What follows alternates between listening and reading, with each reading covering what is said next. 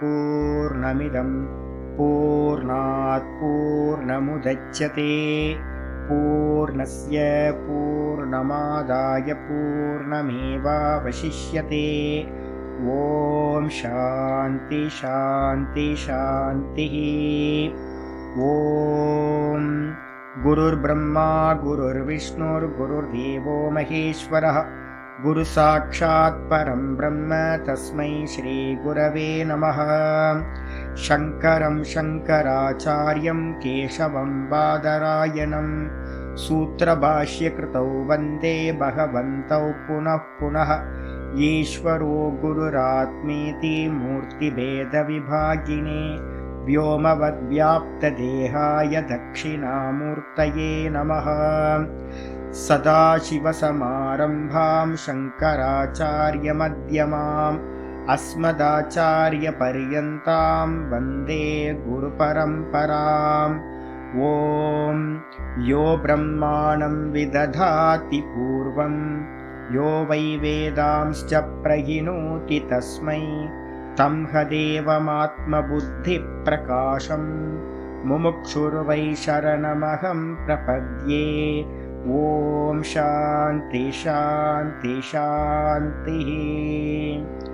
ॐ असतो मा सद्गमय तमसो मा ज्योतिर्गमय मृत्योर्मामृतं गमय। ॐ शान्ति शान्ति शान्तिः।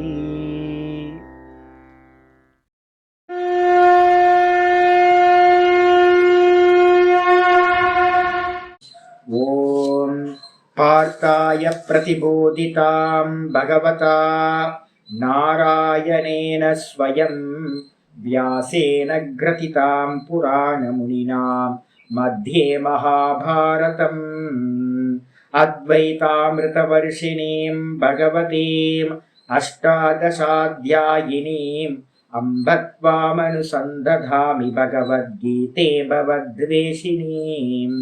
नमोऽस्तु ते व्यासविशालबुद्धे पुल्लारविन्दाय तपत्रनेत्र येन त्वया भारततैलपूर्णः प्रज्वालितो ज्ञानमयप्रदीपः प्रपन्नपारिजाताय स्तोत्रवेत्रैकपाणये ज्ञानमुद्राय कृष्णाय गीतामृतदुहे नमः।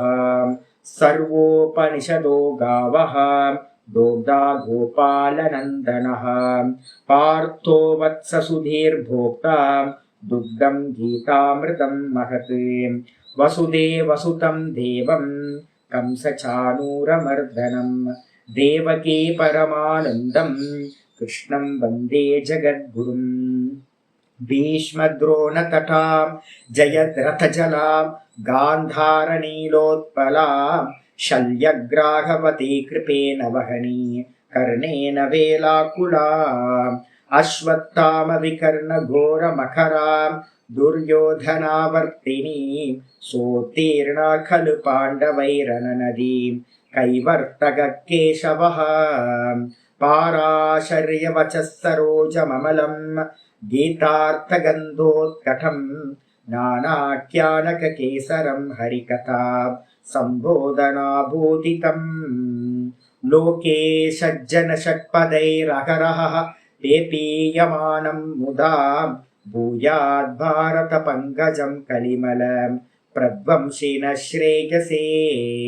मूकं करोति वाचालं पङ्गुं लङ्घयते गिरिं यत्कृपातमहं वन्दे परमानन्दमाधवम्। यं ब्रह्मा वरुणेन्द्ररुद्रमरुतः स्तुन्वन्ति दिव्यैस्तवैः वेदैः साङ्गपदक्रमोपनिषदैः गायन्ति यं सामगाः ध्यानावस्थिततद्गतेन मनसा पश्यन्ति यं योगिनः यस्यान्तं न विदुः सुरासुरगणाः। देवाय तस्मै नमः देवाय तस्मै नमः। ॐ श्रीकृष्णाय परमात्मने नमः। श्रीकृष्ण कृष्ण कृष्ण। ஓம் நாராயண பரோ வியக்தாத் அண்டமவ்யக்த சம்பவம் அண்டஸ்யாந்தஸ்தினி லோகாஹ சப்தத்வீபா ச மீதினி. ஓம். எல்லாருக்கும் நமஸ்காரம். நம்ம பார்த்துக்கிட்டு இருக்கிறது பகவத்கீதையில 4வது சாப்டர் பார்த்துட்டு இருக்கோம், ஞான கர்ம சந்நியாச யோகம். இதுல நம்ம 21வது ஸ்லோகத்துக்கு அவதாரிக்கா பார்த்து முடிச்சிருக்கோம். 20வது ஸ்லோகம் யாருக்கு அப்படின்னா, யாரு பாத்தீங்கன்னா சந்நியாசம் எடுத்துக்க முடியாம, சந்நியாசம் எதுக்கு அப்படின்னு ஃபர்ஸ்ட் நல்லா தெரிஞ்சுக்கணும். சந்நியாசம் எதுக்கு அப்படின்னா ஞான நிஷ்டைக்கு சந்நியாசம், அது நல்லா புரிஞ்சுக்கணும். ஞானத்துக்கு சந்நியாசம் அவசியம் இருந்தால் நல்லா இருக்கும். ஆனா பாத்தீங்கன்னா இல்லாமலும், சந்நியாசம் இல்லாமலும் ஞானத்தை சம்பாதனம் பண்ண முடியும். பரம்பரையில அனாதி காலத்திலிருந்தே கிரகஸ்தர்கள் நிறைய பேர் ரிஷிமார்களா இருந்திருக்காங்க. எல்லாரும் ஞானத்தை உடையவங்களா இருந்திருக்காங்க. அந்த ஞானத்துக்கு என்ன பேர் அப்படின்னா, அது எப்ப பலன் கொடுக்கும் அப்படின்னா திருட பரோட்ச ஞானம் அப்படின்னு பேர். பரோட்ச ஞானம் நல்ல திருடமா இருந்துச்சு அப்படின்னா, நம்ம ஜஸ்ட் லைக் கேட்டுட்டு போறோம் அப்படின்னு இல்லாம இந்த கேட்கிற விஷயங்கள் எல்லாத்தையும் நல்லா புத்திக்குள்ளார நல்லா டைஜஸ்ட் பண்றது அந்த ஞானம். இப்ப நம்ம பேசிக்கிட்டு இருக்கிற ஞானம், இந்த உலகம் பொய்யானது, இந்த தேகம் பொய்யானது, இங்க அடைய வேண்டியது ஒன்றும் இல்லை அப்படின்ற விஷயம் நமக்குள்ளார நல்லா டைஜஸ்ட் ஆயிருக்கு. ஆனா அனுபூதி ஆகல, ஆத்மானுபூதி பிரம்மானுபூதி ஆகல அப்படின்னா அந்த ஞானத்துக்கு என்ன பேர் அப்படின்னா திருட பரோட்ச ஞானம் அப்படின்னு பேர். அந்த திருடமான பரோட்ச ஞானம் சப்தம் அர்த்தம் அதோட இது நல்லா புரிஞ்சு போச்சுங்க. அப்படி இருந்துச்சுன்னா என்ன நடக்கும் சுவாமி அப்படின்னு கேட்டீங்கன்னா, பஞ்சதசியில ஆச்சாரியார் வித்யாரண்ய சுவாமி ரொம்ப தெளிவா சொல்றார். இந்த ஜென்மத்துல நமக்கு இந்த மாதிரி ஒரு ஞானம் உண்டாச்சுன்னா என்ன ஆகும் அப்படின்னா, இந்த ஜென்மத்துல நம்ம என்னெல்லாம் இதுவரைக்கும் பாப்பங்கள் பண்ணியிருக்கோமோ, புண்ணியங்கள் பண்ணியிருக்கோமோ, இது எல்லாம் நஷ்டத்தை அடைந்து விடும் இந்த ஜென்மத்துல. இதே பாத்தீங்கன்னா ஒருத்தர் அடுத்த லெவலுக்கு போறார் அப்படின்னா, அனுபூதிக்காக போறார் அப்படின்னா, அந்த அனுபூதியில உண்டாகக்கூடிய ஞான நிஷ்டை அப்படின்னு சொல்றோம், தான் தன்னில் நிற்றல். அதுக்கு என்ன பேர் அப்படின்னா அபரோக்ஷானுபூதி அப்படின்னு பேர். 6வது சாப்டர்ல அதுதான் சொல்ல போறேன். ஒருவேளை அந்த அபரோக்ஷ அனுபூதி உண்டாச்சுன்னா அதோட பிரயோஜனம் என்ன அப்படின்னா, சஞ்சித கர்மம் நம்ம சொல்லக்கூடிய பேங்க் பேலன்ஸ்ல நிறைய ஜென்மங்களை கொடுக்கறதுக்கு ரெடியா இருக்கு பாருங்க, அது எல்லாம் நஷ்டமாகும். இவ்வளவுதான் வித்தியாசம். இப்ப நிறைய புரிஞ்சா போதும்ன்ற வேதாந்தம் புரிஞ்சா போதும், ஆனா அது என்ன பண்ணும் அப்படின்னா இந்த ஜென்மத்தை மட்டும்தான் நாசம் பண்ணும். நீங்க என்னதான் புரிஞ்சுக்கிட்டாலும் இந்த ஜென்மத்தோட கர்மங்களை மட்டும்தான் நாசம் பண்ணும். நீங்க சௌக்கியமா இருக்கலாம். இப்ப எங்களுக்கெல்லாம் ப்ராப்ளம் என்ன அப்படின்னு கேட்டீங்கன்னா, சாஸ்திரம் தெரியாதா அப்படின்னா நல்லா தெரியும் சாஸ்திரம். எனக்கு பிரச்சனை பாத்தீங்கன்னா இந்த ஜென்மத்தை பத்தி பிரச்சனையே இல்லை. ஒரு நல்ல பக்குவியான ஒரு ஆள் கிரகஸ்தர் ஒரு பாத்தீங்கன்னா ஒரு கிராமத்துல இருக்கிறவனுக்கே பாத்தீங்க அப்படின்னா ஒரு 50 வயசு வரும்போது ஒரு நல்ல மெச்சூரிட்டி வந்துருது. லைஃப்னா இதுதான் அப்படின்னு, இப்படிதான் சுவாமி இருக்கும் அப்படின்னு அவன் சொல்றான். எனக்கு 2-3 பேர் கிராமத்து ஆட்கள் தெரியும், விவசாயம் பண்றவங்க, ஒண்ணுமே தெரியாது, உலகமே தெரியாது, ஆனா லைஃபை நல்லா படிச்சு வச்சிருக்காங்க. இப்படிதான். ஏன் அப்படின்னா அவன் பிறந்ததுல இருந்து பாத்தீங்கன்னா ஒரு 50 வயசுல இருக்கிற ஆள் பிறந்ததுல இருந்து வாரத்துக்கு 2 சாவு பார்த்துட்டு இருக்கான். 2 சொந்தக்காரவங்க எல்லாம் ஒரு 300 ஃபேமிலி இருக்குன்னா 300 ஃபேமிலியில பாத்தீங்கன்னா டெத்து நடந்துகிட்டே இருக்கு.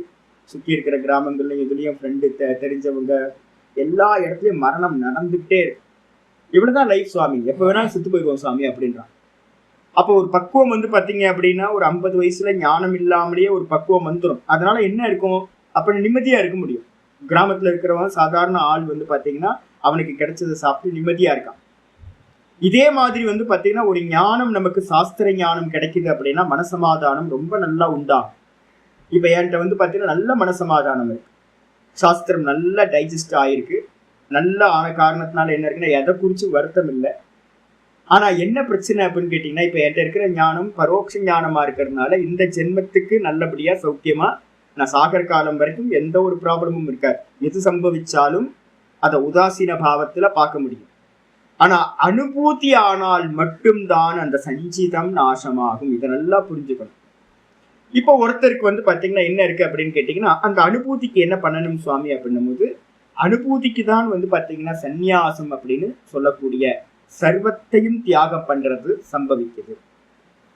அப்ப அனுபூதிக்காக தான் பாத்தீங்கன்னா காட்டுக்கு போக வேண்டியிருக்கு, சந்நியாசம் எடுக்க வேண்டியிருக்கு, ஏகாந்தம் சர்வத்தையும் தியாகம் பண்ண வேண்டியிருக்கு. இதை நல்லா புரிஞ்சுக்கணும்.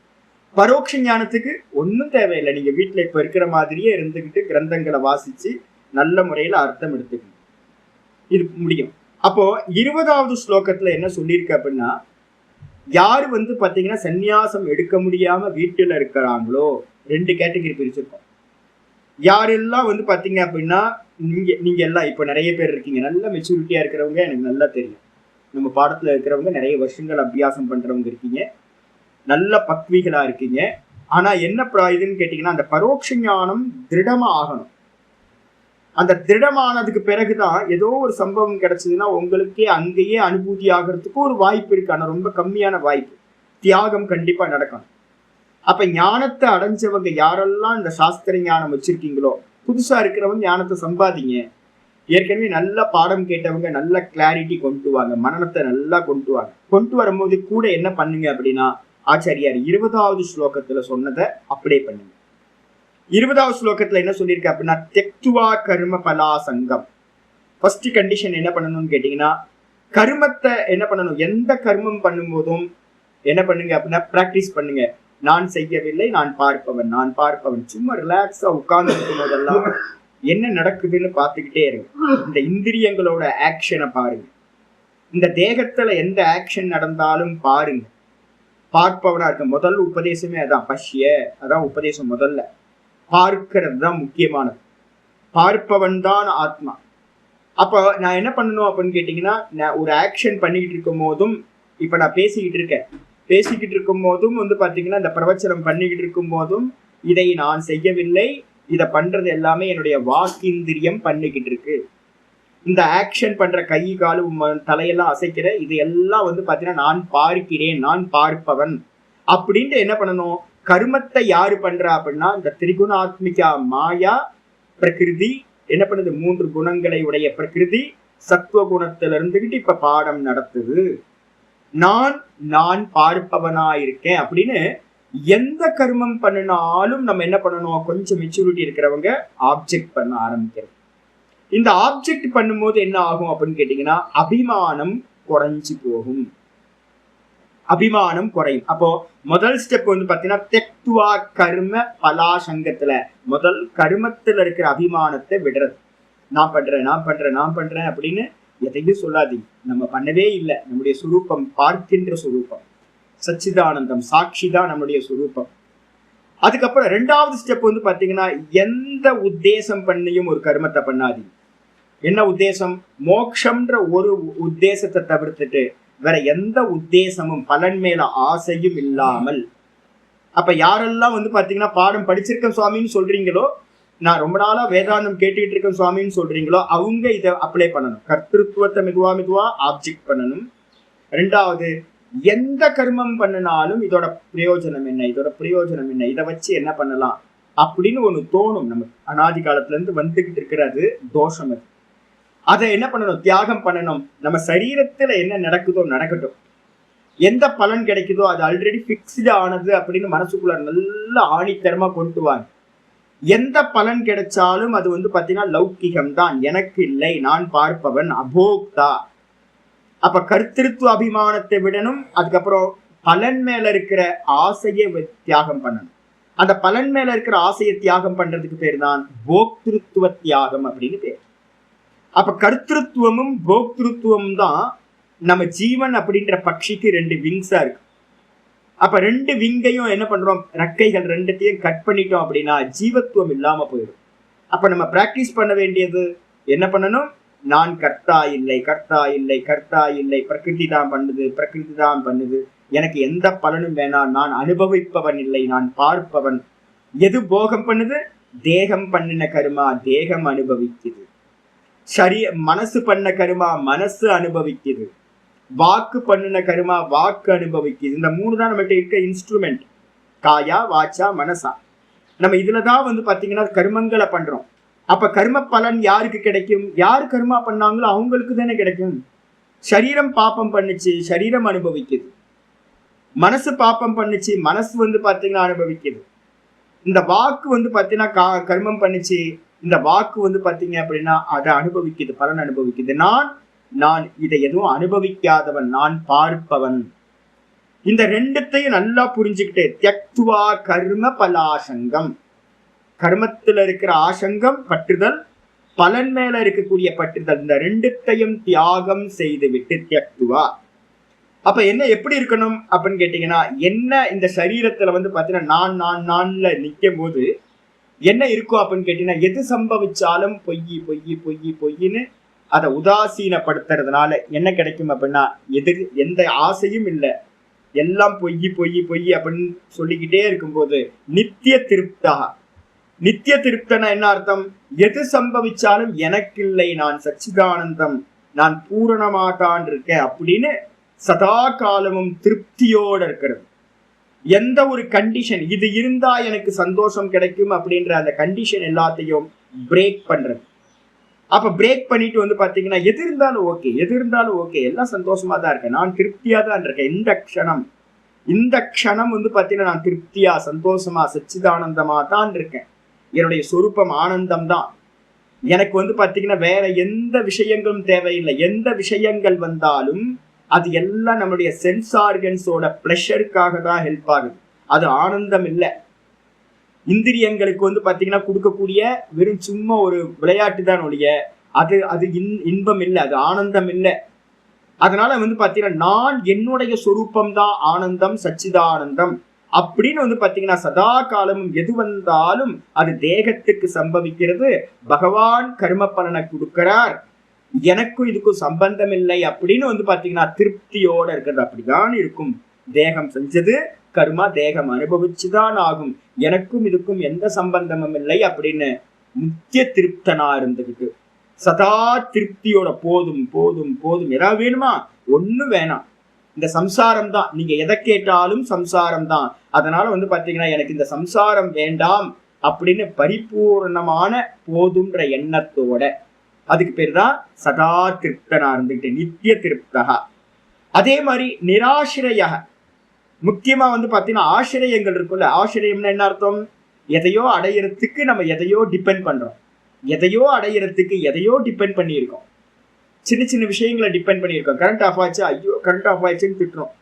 நம்ம கரண்ட் ஆஃப் ஆகும், கரண்ட்னா கரண்ட் ஆஃப் ஆகும், தலைனா தலை வலிக்கும், த்ரோட்டுனா த்ரோட்டு வலிக்கும், வயிறுனா வயிறு வலிக்கும். இதென்ன நேச்சர் இது. மழை பெய்யும், வெயில் காலத்துல நல்ல வெயில் அடிக்கும், மழை காலத்துல மழை பெய்யும், காத்தடி காலத்துல காத்தடிக்கும்.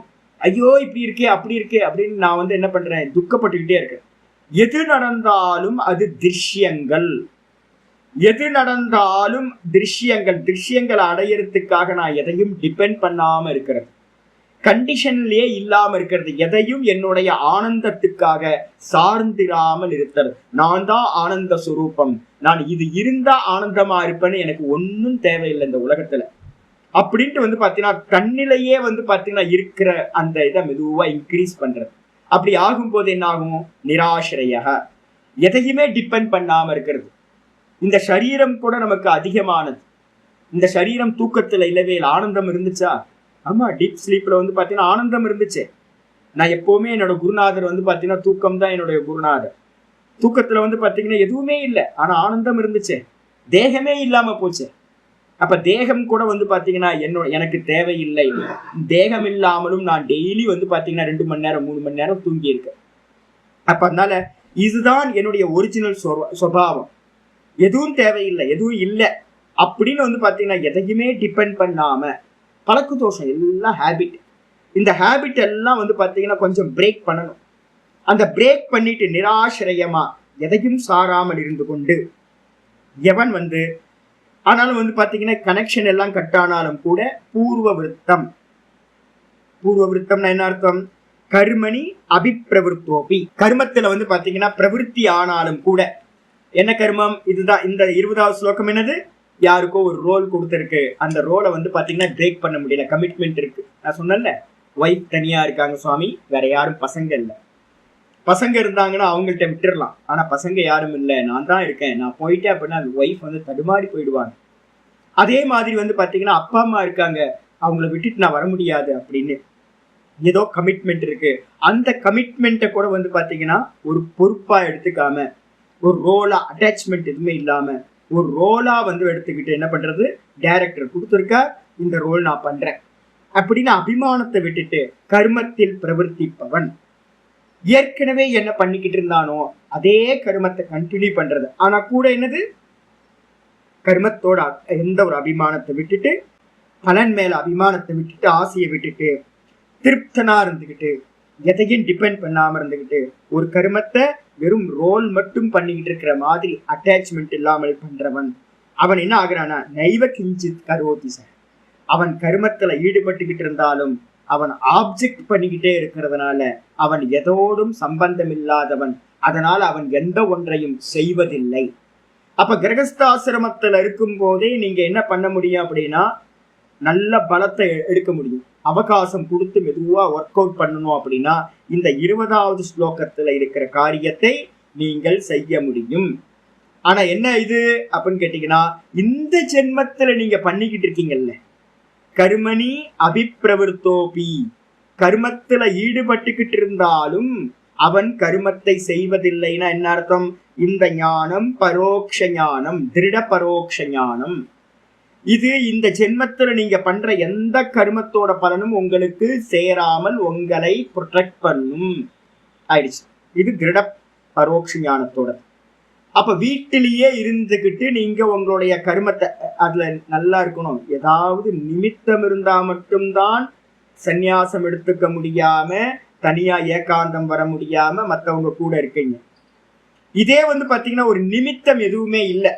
எங்க 21வது ஸ்லோகத்துக்கு அவதாரிக்கா ஆச்சாரியர் சொல்லியிருக்கார். நேற்று படிச்சிருக்கோம், அவதாரிக்கா மட்டும் படிச்சிருக்கோம், 21வது ஸ்லோகம் வரல. எவனுக்கு வந்து பாத்தீங்க அப்படின்னா சாஸ்திரம் படிச்சுட்டான், படிச்சதுக்கு பிறகு தெரிஞ்சு போச்சு நான் வந்து பாத்தீங்க அப்படின்னா அகர்த்தா போக்தான், பரோட்ச ஞானம் நல்லா திருடமாயிடுச்சு. பரோட்ச ஞானம் திருடமானதுக்கு பிறகு வந்து பாத்தீங்கன்னா அவனுக்கு என்ன இருக்கு அப்படின்னா, நான் அனுபூதிக்கு போகணும், பரோட்ச ஞானத்தை அபரோக்ஷ ஞானமா நிஷ்டையா ஆத்மானுபூத்தியா ஆக்கிக்கணும் அப்படின்னு ஒருத்தனுக்கு ஆசை வருது. எந்த ஒரு ட்ரபிளும் நடுவுல வந்து அப்டக்கல்ஸும் இல்லை, எந்த நிமித்தமும் இல்லை. அப்படி இருக்கிறவங்களுக்கு என்ன இருக்கு அப்படின்னு கேட்டீங்கன்னா, ஒரு முமுட்சுவா இருக்கான் அப்படின்னா அவன் ஞானத்துக்கு பிறகு என்ன எடுத்துக்கிறான் அப்படின்னா சந்நியாசம் எடுத்துக்கொள்கின்றான். அந்த சந்நியாசத்துக்கு பேர் என்ன பேர் அப்படின்னா விவிதிஷா சந்நியாசம் அப்படின்றது. படிக்கிறதுக்கு முன்னாடி எடுக்கிறது. படிச்சு ஞானத்தை அடைஞ்சதுக்கு பிறகு நிதித்தியாசனத்துக்காக ஆத்மானுபூதிக்காக எடுத்துக்கிற சந்நியாசத்துக்கு பேரு வித்வத் சந்நியாசம் அப்படின்னு பேர். இந்த வித்வத் சந்நியாசத்தை எடுத்துக்கிட்டு என்ன பண்றான், அவனுக்கு எந்த ஒரு நிமித்தமும் இல்லை, தடுக்கிறதுக்கு எதுவும் இல்லை. 2 எக்ஸாம்பிள் சொல்லியிருக்கேன். 20வது ஸ்லோகத்துக்கு எக்ஸாம்பிள் எது, ஜனக மகாராஜா கைவல்ய நவநீதத்துல வந்து பாத்தீங்கன்னா சொல்லும், மாதவம் செய்யணும் செய்வர் வாணிபம் செய்யணும் செய்வர் அப்படின்னு கைவல்ய நவநீதத்துல ஒரு வச்சனம் இருக்கு. ஏதோ இப்ப என்ன பண்ணிட்டாங்கன்னு கேட்டீங்கன்னா, எல்லாரும் வீட்லயே இருந்துகிட்டு வந்து பாத்தீங்கன்னா ஜனகர்மாருன்னு சொல்ல ஆரம்பித்தாங்க. என்ன பாரு அண்ணா, நிமித்தம் இருக்கணும், தவிர்க்க முடியாத நிமித்தம் இருந்தால் மட்டும்தான் நீங்க சந்நியாசம் எடுக்காம அந்த ஞானத்தை, அதையும் சொல்லியிருக்கு, கண்டிஷன் இத்தனை சொல்லியிருக்கு. கர்மத்துல பற்றுதல் இருக்கக்கூடாது, கர்ம பலன்ல பற்றுதல் இருக்கக்கூடாது, திருப்தனா இருக்கணும், எதையும் சாராமல் இருக்கணும். அதுவும் இல்லாம வந்து பாத்தீங்கன்னா உங்களுக்கு ஆசை இல்லாமல் உங்க டியூட்டியில என்ன இருக்கோ அந்த கர்மத்தை மட்டும்தான் பண்ணணும். அப்படி பண்ணாதான் உங்களுக்கு கர்மம் ஒட்டாது அப்படின்னு. இப்ப நிறைய பேர் என்ன பண்ணிட்டாங்க, இந்த ஸ்லோகத்தை நான் ஜனகர் மாதிரி இருந்துக்கிறேன் அப்படின்னு சொல்றாங்க. ஜனகருக்கு வந்து ஏதோ ஒரு நிமித்தம் இருந்திருக்கு, ஏதோ ஒரு காரணம் இருந்திருக்கு, அவரால் சன்னியாசம் எடுக்க முடியல. இதே வந்து பாத்தீங்கன்னா ஜனக மகாராஜாக்கு குருவா என்ன பண்ணார், அவர்னா 2 ஒய்ஃப் இருந்திருக்கு. யோசிச்சு பாருங்க, 2 ஒய்ஃபையும் விட்டுட்டு போகணும் அப்படின்னா அதான் திருடமான பரோட்சம். 2 ஒய்ஃபை விட்டுட்டு போறதும் எவ்வளவு கஷ்டம், யோசிச்சு பாருங்க, எவ்வளவு கஷ்டம் யோசிச்சு பாருங்க. பெரிய யூனிவர்சிட்டி வச்சிருந்தவர், குலபத்தின்னு சொல்லுவோம், பெரிய யூனிவர்சிட்டியை வச்சிருந்தவர். அவர் அவர்கிட்ட நிறைய ஸ்டூடெண்ட் இருந்தாங்க. ராஜாக்கே வந்து பாத்தீங்கன்னா உபதேசம் பண்ணக்கூடியவர். சாட்சாத் வந்து பாத்தீங்க அப்படின்னா சுக்ல யஜுர்வேதத்தை வந்து சூரியன்ட்ட தபஸ் பண்ணி கொண்டு வந்தவர். அவரோட ஞானத்தை வந்து பாத்தீங்கன்னா பிருகதாரண்யத்துல பாத்தீங்க அப்படின்னா முனிகாண்டம்னு பேரு. ரொம்ப பிரச்சண்டமான ஞானம். அவர்கிட்ட இருந்த ஞானத்துக்கு எனக்கு தெரிஞ்சு வந்து பாத்தீங்கன்னா மொத்த சனாதன தர்மத்துல யாராவது ஒரு பெரிய ஞானி சொல்லுங்க சுவாமின்னு சொன்னீங்கன்னா நான் ஒரே ஒரு ஆள் தான் சொல்லுவேன். என்னன்னு கேட்டீங்கன்னா யாக்ஞவல்யர். யாக்ஞவல்யருக்கு ஈக்குவலா இந்த உலகத்துல ஒரு ஞானி பிறக்கவே முடியாது. அந்த அளவு ஞானம். நீங்க பிருகதாரண்யம் படிச்சாதான் தெரியும். அவருக்கு ஈக்குவலா வேற 10 உபனிஷதங்கள்லயும் வேற எந்த ஞானியுமே நம்ம சொல்ல முடியாது. அப்படிப்பட்ட ஞானி என்ன பண்றாரு அப்படின்னா 2 ஒய்ஃபையும் விட்டுட்டு தியாகம் பண்ணிட்டு காட்டுக்கு போறாரு. காட்டுக்கு போகும்போது அந்த அம்மா கேட்கிறாங்க, மைத்திரேயி கேட்கிறாங்க, இது எல்லாத்தையும் விட்டுட்டு போறீங்களே, அப்ப இதை காட்டிலும் உங்களுக்கு வேற ஏதோ வந்து பாத்தீங்கன்னா பெருசானது ஒண்ணு இருக்கு, அதை எனக்கு சொல்லுங்க அப்படின்னு சொல்றாங்க. ஏதோ இந்த பணம் தனம் தானியம் எல்லாம் ஸ்கூல்ல இருந்து காலேஜ்ல இருந்து எல்லாத்தையும் சொத்து பத்து எல்லாத்தையும் விட்டுட்டு பேரு புகழ் எல்லாத்தையும் விட்டுட்டு ஒருத்தர் காட்டுக்கு போறாருன்னா காடுன்றது அவ்வளவு ஈஸி இல்லை, ரொம்ப சஃபரிங்கானது. அப்போ ஒருத்தர் இந்த லௌகிகமா இருக்கிற எல்லாத்தையும் செக்யூரிட்டி எல்லாத்தையும் விட்டுட்டு வந்து பாத்தீங்கன்னா ஒரு காட்டு மேட்டுல வந்து ஒரு குகையில போய் இருந்துகிட்டு வாசம் பண்றதுக்கு போறாரு அப்படின்னா அந்த அதுக்கு வந்து பாத்தீங்கன்னா ஏதோ ஒன்று ஸ்பெஷலா அங்க அடைய வேண்டியதுக்கு என்ன அங்க அடைய வேண்டியதுன்னு எனக்கு சொல்லுங்கன்னு சொல்றாங்க. மைத்திரேயி பிராமணம் அப்படின்னு ஒய்ஃபுக்கு வந்து பாத்தீங்க அப்படின்னா யாக்ஞவல்யர் என்ன பண்றாரு அப்படின்னா அடி வாடிங்க அப்படின்னு கூப்பிட்டு ரொம்ப பிரியமா கூப்பிட்டு, இது வரைக்கும் எனக்கு நீ ரொம்ப பிரியமா நடந்துகிட்ட, என்ன ஒய்ஃப் வந்து நல்லா பார்த்து பார்த்து எல்லாம் பண்ணியிருப்பாங்க, எனக்கு ரொம்ப பிரியமா நடந்துகிட்ட, ஆனா இந்த கேள்வி நீ கேட்ட பாரு எனக்கு ரொம்ப சந்தோஷமாயி போச்சு அப்படின்னு என்ன பண்றாரு, மைத்திரேய மடியில வா உட்காரு அப்படின்னு மடியில வந்து பாத்தீங்கன்னா உட்கார வச்சு வந்து பாத்தீங்கன்னா ஞான உபதேசத்தை வந்து பாத்தீங்கன்னா பண்றாரு. அங்கேயும் ஞான உபதேசம் தான் பண்ணிட்டு என்ன பண்றாரு அப்படின்னு கேட்டீங்கன்னா காட்டுக்கு அவர் போறாரு. உபதேசம் பண்ணிட்டு அவர் காட்டுக்கு போயிடுறாரு. இந்த அம்மாவுக்கு ஞானத்தை கொடுத்துட்டு இந்த அம்மாவுக்கு வந்து பாத்தீங்கன்னா இங்கேயே இரு அப்படின்னு சொல்லிட்டு இவர் என்ன பண்றாரு, காட்டுக்கு போறார். எதுக்காக காட்டுக்கு போறார்? பெரியவங்க எல்லாரும் எதுக்காக எல்லாத்தையும் தியாகம் பண்ணிட்டு ரமணர் மாதிரி இருக்கிறவங்க எல்லாரும் போறாங்க அப்படின்னு கேட்டீங்கன்னா நிஷ்டைக்காக எடுத்துக்கொள்ளக்கூடியது சர்வ கர்ம சந்நியாசம். இததான் வந்து பாத்தீங்கன்னா 21வது ஸ்லோகத்துல வந்து பாத்தீங்கன்னா சொல்லப்படுது. இதுல வந்து பாத்தீங்கன்னா லாஸ்ட் நம்ம வந்து பாத்தீங்கன்னா முடிக்கும் போது நேத்து பாட்டத்துல வந்து பாத்தீங்கன்னா முடிக்கும் போது லாஸ்ட் 2 லைன் இந்த 21வது ஸ்லோகத்துக்கு அவதாரிக்கா பாத்தீங்கன்னா தெரியும். அந்த அவதாரிக்கால வந்து பாத்தீங்கன்னா ஆச்சாரியர் ரொம்ப சொல்றாரு, என்னன்னு கேட்டீங்கன்னா ச திருஷ்ட அதிருஷ்ட இஷ்ட விஷய ஆஷீர் விவர்ஜிதத்தையா. அவனுக்கு வந்து பாத்தீங்கன்னா இந்த காட்டுக்கு போறவனுக்கு என்னெல்லாம் இருக்கணும் அப்படின்னா, காட்டுக்கு போறவனுக்கு வந்து பாத்தீங்கன்னா ஞான நிஷ்டைக்காக போறவனுக்கு இந்த பார்க்கின்ற இந்த உலகத்துல எதுவும் ஆசை இல்லை, இதெல்லாம் பொய், எனக்கு ஒரு மண்ணாங்கட்டி வேணாம். அதுக்கு அடுத்தது பரலோகத்துக்கு ஏதாவது போகணுமா, ஒரு மண்ணாங்கட்டி வேணாம். பரலோகமும் வந்து பாத்தீங்க அப்படின்னா சொப்பன மாதிரி தான், அதுவும் வந்து பொய்யானது. 7 லோக்கங்களும் வந்து பாத்தீங்கன்னா கல்பிதம், சொப்பன மாதிரி, மாயா திருஷ்யம் அப்படின்னு அதுலயும் ஆசையை விட்டுட்டு உனக்கு வேற ஏதாவது விருப்பம் இருக்காப்பா, நான் ஆத்மாவை அடையணும்ன்ற விஷயத்தை தவிர்த்து வேற எந்த விருப்பமும் இல்லாதவனா, இஷ்டமும் இல்லை அவனுக்கு, எதிர் மேலேயும் இஷ்டம் இல்லை, அப்படி இருக்கிறவனா விவரிச்சித்தையா இது எல்லாம் இல்லாதவனா ஆசையை விட்டவனாக திருஷ்ட அதிருஷ்டார்த்தே கருமணி பிரயோஜனம் அபஷ்யன், இந்த உலகத்து வஸ்துக்களை அடையறதுக்கும் பரலோக வஸ்துக்களை அடையறதுக்குமான கருமங்கள் எந்த ஒரு பிரயோஜனமும் இல்லை என்று பார்த்தவன், கருமங்களால் ஆக வேண்டியது ஒன்றுமில்லை அப்படின்னு அறிந்தவனா இருந்துகிட்டு சாதனம் கர்ம சந்நியஸ்ய, அவன் என்ன பண்றான் அப்படின்னு கேட்டீங்கன்னா சாதனங்களோடு கூடிய கர்மத்தை தியாகம் செய்கின்றான். எதுக்கா சாதனம் சொல்லியிருக்கோம்? மனைவி, அதுக்கப்புறம் வந்து புத்திரன், அதுக்கப்புறம் வெல்த். பென்ஷன் புக் எடுத்துட்டு போலாமா சுவாமி? அப்ப நான் பென்ஷன் புக்கெல்லாம் எடுத்துட்டு போக கூடாது. ஏன்னு கேட்டீங்கன்னா இங்க கீழே ஒருத்தர் வந்திருக்காரு, ஆந்திராக்காரர் ஒருத்தர் இருக்கார். இப்பதான் 4 நாள் அவர் வரும்போதெல்லாம் சொல்லுவார், என்ன சொல்லுவாரு அப்படின்னு கேட்டீங்கன்னா, சுவாமி இனி நான் எங்கேயும் போக மாட்டேன் சுவாமி, நான் இங்கேயே இருந்து வந்து ஆத்மாவை வந்து பார்க்க போறேன் சுவாமி அப்படிங்குவார். நான் சொல்லிக்கிட்டு இருக்கும் போதே என்ன பண்றாரு அப்படின்னா, நான் இந்த முறை நேற்று 2 நாளுக்கு முன்னாடி தான் போய் பார்த்தேன் அவரை.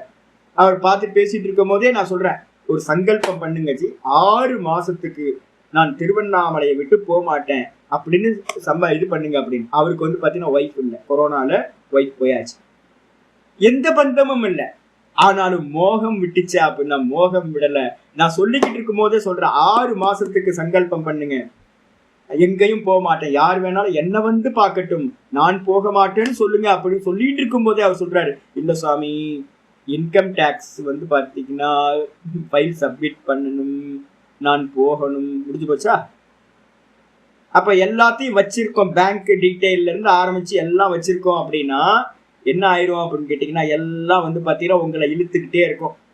இன்கம் டேக்ஸ் சப்மிட் பண்ணணும், ஃபைல் சப்மிட் பண்ணணும், அப்புறம் அவங்க வருவாங்க, இவங்க கூப்பிடுவாங்க, இது பண்ணணும் எல்லாம்.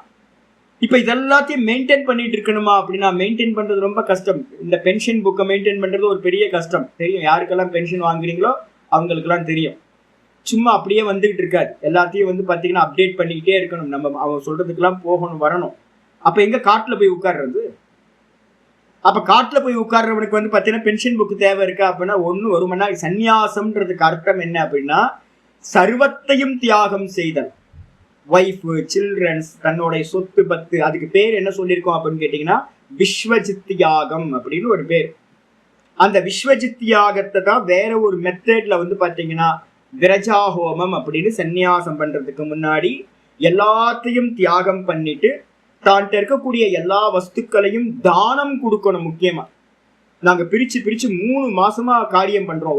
ஒரு சன்னியாசம் எடுக்கிறதுக்கு முன்னாடி 3 மாசம் காரியம் பண்றோம். பிராமண தானம், முக்கியமான தானம், பிராமணர்களுக்கு தானம் பண்றது, அப்புறம் முடியாதவங்களுக்கு தானம் பண்றது, நிறைய ஸ்டெப்ஸ் வச்சிருக்கு. எல்லாம் தானம் தானம் தானம், சர்வஸ்வ தானம். கையில ஒரு பைசா கூட இல்லாம சர்வத்தையும் தியாகம் பண்ணிட்டு அவன் என்ன பண்றான் அப்படின்னு கேட்டீங்கன்னா எதுக்காகன்னு கேட்டீங்கன்னா எல்லாத்தையும் தியாகம் பண்ணிட்டு மனைவி, புத்திரன், அது அப்புறம் தனம், இந்த 3மே கருமத்துக்கு சாதனம். இந்த 4வது கருமம். இந்த 4த்தையும் வந்து பாத்தீங்க அப்படின்னா சன்யஸ்ய எல்லாத்தையும் தியாகம் பண்ணிட்டு ஷரீர யாத்ரா மாத்திர சேஷ்டோ. ஷரீரம் நிக்கிறதுக்கு என்ன தேவை அப்படின்னா குருநாதர் என்ன பண்ணுவார், வடக்கு நோக்கி இவன் போவான். சன்னியாசம் எடுக்கும்போது வடக்கு நோக்கி போகும்போது என்ன பண்ணுவாங்க அப்படின்னு கேட்டீங்கன்னா சன்னியாச கிரியாக்கு முன்னாடி என்ன பண்ணுவாங்க, ஒரு 3 முடி 4 முடி தான் உச்சி குடிமையில வச்சிருப்போம். குருநாதர் என்ன பண்ணுவார், மறுநாள் காலையில சன்னியாசம் கொடுக்கும்போது 3:30 மணி 4 மணிக்கு என்ன பண்ணுவார், அந்த 3 முடியையும் இருக்கிற 3 முடி 5 முடியையும் பிளக் பண்ணி என்ன பண்ணுவார், குடுங்கி எடுத்துருவார். அந்த கருமா பண்றதுக்கான ரைட்ஸ் வந்து பாத்தீங்கன்னா அந்த குடுமி தான் கருமா பண்றதுக்கான ஒரு ரைட்ஸ். எந்த கருமா பண்றதா இருந்தாலும் குடுமி இருக்கணும். அதே மாதிரி யஜ்யோபவீதம் இருக்கணும். யஜ்யோபவீதத்தையும் பூநூலையும் அவுத்து நதியில விட்டுறது. குருநாதர் அதையும் எடுத்துருவார், முடியையும் எடுத்துருவார். முண்டனம் பண்ண மொட்டை அடிச்ச எந்த இதுல இருக்காது. எல்லா வஸ்திரங்களையும் தூக்கி போட்டுட்டு இவன் வடக்கு நோக்கி போறது அப்படின்னு பேர். வடக்கு நோக்கி எது போகும் அப்படின்னா பொணம்தான் வந்து பாத்தீங்கன்னா டெட் பாடி வந்து பாத்தீங்கன்னா வடக்கு நோக்கி போகும். அப்ப இவனை என்ன பண்ணுவார் அப்படின்னா கூப்பிட்டு குருநாதர் என்ன பண்றார், கூப்பிட்டு விவிதிஷா சன்னியாசியா இருக்கிறவனுக்கு என்ன பண்றார், இன்னும் ஞானம் அடையாதவனுக்கு என்ன பண்றார் குருநாதர் கூப்பிட்டு, இல்லப்பா இது இன்னும் பூர்த்தி ஆகல, நீ ஞானத்தை அடையணும் வா அப்படின்னு கூப்பிட்டு முதல்ல குருநாதர் கொடுக்கறது என்னன்னு கேட்டீங்கன்னா ஒரு கௌப்பீனம் கொடுப்பார். அதுக்கப்புறம் ஆசிரமத்துக்கு கூட்டிட்டு வந்து நிறைய சங்கல்பங்கள் இருக்கு. இனி நான் இந்த உலகத்துல எந்த விவகாரமும் செய்ய மாட்டேன், இந்த உலகத்து வஸ்துக்களை அடையறதுக்கான முயற்சியும் செய்ய மாட்டேன், பரலோகத்தை அடையறதுக்கான எந்த ஹோமங்கள் பண்ண மாட்டேன், தேவதைகளுக்கு ஆகுதி கொடுக்க மாட்டேன், தேவ பூஜா பண்ணவே மாட்டேன், நான் பண்ண வேண்டியது ஒரே ஒரு பூஜா, ஆத்ம பூஜா மட்டும்தான் செய்வேன், இந்த உலகத்தை 7 லோகத்தையும் அடையறதுக்கு எதையும் நான் செய்ய மாட்டேன் அப்படின்னு சங்கல்பங்களை பண்ணிக்கிட்டு குருநாதர் என்ன பண்ணுவார், ஒரு புது நாமகரணம் கொடுப்பார். பழைய எல்லா 7 சந்ததியோட கனெக்ஷனுக்கும் பிண்டம் வச்சிருவாங்க. ஆத்ம பிண்டம் சொல்றது, தனக்கும் பிண்டம் வச்சிருவாங்க. வச்சிருந்ததுக்கு பிறகு நாந்தி ஸ்ராத்தம் அப்படின்னு பேரு. அந்த ஸ்ராத்தத்துல வந்து பாத்தீங்க அப்படின்னா எல்லாத்துக்கும் என்னுடைய அப்பா, என்னுடைய தாத்தா, கொள்ளு தாத்தா 3 பேர்த்துக்கு, அதே மாதிரி என்னுடைய பிள்ளை, என்னுடைய பேர பிள்ளை, பேர பிள்ளைக்கு பேர குழந்தை, 3 முன்னாடி 3 பின்னாடி 3 கூட வந்து தனக்கு மொத்தம் வந்து பாத்தீங்கன்னா 48 பிண்டதானம் வைப்பாங்க. 49 பிண்டதானம் பிளஸ் 1 50 பிண்டம் வைப்பாங்க. இதுல கொஞ்சம் பேதம் இருக்கு, யார் பண்றாங்களோ அவங்கள பொறுத்து. 50 பிண்டம் வைக்கிறதுன்னு பேர். 7 7 49, 7 சந்ததிக்கு 7 7 வைப்பாங்க. கூட வந்து பாத்தீங்கன்னா தனக்குன்னு ஒரு பிண்டம் வச்சுப்பாங்க. வச்சதுக்கு பிறகு ஃபேமிலியோட மொத்த கனெக்ஷனும் வந்து பாத்தீங்கன்னா கட்டு, மொத்த கனெக்ஷன் கட்டு. இப்பெல்லாம் வந்து பாத்தீங்கன்னா ஃபேமிலியோட சேர்ந்துலாம் எல்லாம் இது பண்ணிட்டு இருக்காங்க. இதெல்லாம் சன்னியாசமே இல்லை. வைதிக சன்னியாசம்ன்றது வைராக்கியத்துக்காக எடுக்கிறது. அப்ப எதுவுமே இல்லாம வந்து பாத்தீங்கன்னா வெறும் பிக்ஷா பாத்திரமும் ஒரு வஸ்திரம், காவி வஸ்திரமும் மாட்டிக்கிட்டு வெறுமனே வந்து பாத்தீங்கன்னா சரீர யாத்திரைக்கு என்ன விண்டோ, சரீர யாத்திரைனா என்னது, ஜீவிக்கிறதுக்கு என்ன விண்டோ அதை மட்டும் ஸ்வீகாரம் பண்ணிக்கிட்டு என்ன பண்றது, குருநாதர் பாடம் படிச்சு கொடுக்குறாரு அப்படின்னா ஞானத்தை அடைய விரும்புறவன் ஞானத்தை அடையிறதுக்கான பிரவருத்தியில இருப்பான். ஒருவேளை ஞானத்தை அடைஞ்சவன் எடுத்துக்கிற சந்நியாசம் விவிதிஷா சந்நியாசத்துக்கு அந்நியமா வித்வத் சந்நியாசம்னு பேர். அவன் என்ன பண்ணுவான் அப்படின்னு கேட்டீங்கன்னா, திரும்ப நாங்களாவது என்ன பண்ணோம், இப்ப மனனம் பண்றதுக்காக புஸ்தகங்கள் வச்சிருக்கோம் நிறைய. பாத்தீங்கன்னா இப்ப நான் பாத்தீங்கன்னா ஒரு பெரிய மானிட்டர் வச்சிருக்கேன் இந்த கிளாஸ் எடுக்கிறதுக்காக. புக் ஒர்க் பண்றதுக்காக ஒருத்தர் பாத்தீங்க அப்படின்னா ராமச்சந்திரன் சார் பாத்தீங்கன்னா ஒரு லேப்டாப் வாங்கி கொடுத்துருக்காரு. நிறைய புஸ்தகங்கள் பாத்தீங்கன்னா ஒர்க் பண்ணிட்டு இருக்கோம். உங்களுக்கு PDF நான் அடிச்சு கொடுத்துட்டு இருக்கேன். அப்ப இதெல்லாம் தேவைப்படுது. இதே ஒருத்தன் சிரவணம் மனனமும் பண்ணி முடிச்சுட்டான்னு வச்சுங்க. இப்ப நான் மனனத்தை முடிச்சிடறேன், இன்னும் ஒரு 2 வருஷத்துல உங்களுக்கு என்ன வேணுமோ எல்லாத்தையும் நான் பண்ணி முடிச்சுட்டேன்னு வச்சுங்க. இப்ப எனக்கு இந்த லேப்டாப்போ இல்லை இந்த மானிட்டரோ தேவையா அப்படின்னா தேவையில்லை. இதை மெயின்டைன் பண்ண முடியாது. இதை மெயின்டைன் பண்றதுக்கு பாத்தீங்கன்னா நிறைய காரியம் பண்ண வேண்டியது. அப்ப அதனால பாத்தீங்கன்னா இந்த எந்த ஒரு மெயின்டெனன்ஸும் இல்லாம எல்லாத்தையும் தூர போட்டுட்டு ஞான நிஷ்டைக்காக போறவன் என்ன பண்ணுவான்னு கேட்டீங்கன்னா, அவனுக்கு ஒரு புஸ்தகம் கூட தேவை இருக்காது. மனனத்திலேயே பூரணமா முடிஞ்சு போச்சு. வெறுமனே பாத்தீங்கன்னா பிரணவத்தை மட்டும் எடுத்துக்கிட்டு பாத்தீங்கன்னா சதா காலம் பாத்தீங்கன்னா பிரணவாசிரியம் பண்ணிக்கிட்டு வெறும் சரீரம் நிக்கிறதுக்கு என்ன தேவையோ அந்த பிக்ஷாடனத்தை மட்டும் ஸ்வீகாரம் பண்ணிக்கிட்டு, என்ன பிக்ஷா அது கூட பாத்தீங்கன்னா ரமணர் மாதிரி பெரியவங்களா நிறைய பண்ணியிருக்காங்க. பிக்ஷால பாத்தீங்க அப்படின்னா ஸ்டார்டிங்ல இருந்து ஒவ்வொன்றா இருக்கு. மதுக்கரி பிக்ஷா அப்படின்னு ஒண்ணு இருக்கு. அந்த மதுக்கரி பிக்ஷால கூட பாத்தீங்கன்னா 5 வீடு 7 வீடு 9 வீடு, 9 வீடுல பெருசு, 5 வீட்டுக்கு போவாங்க, இல்லைன்னா 7 வீட்டுக்கு போவாங்க, இல்லைன்னா 3 வீட்டுக்கு போவாங்கன்னு ஒரு நியமம் வச்சுக்கிறது. அந்த நியமத்துப்படி பாத்தீங்கன்னா ஒரு நாளைக்கு ஒரு வேளை தான் பாத்தீங்க அப்படின்னா வெளியில பசி எடுத்தா வெளியில வருவாங்க. பிக்ஷை எடுத்துக்கிட்டு திரும்ப போய் உட்கார்ந்து அனுஷ்டானத்திலேயே அகமகமகம்ன்ற ஸ்புரணத்திலேயே ஞான நிஷ்டையை பெருக்கிறது.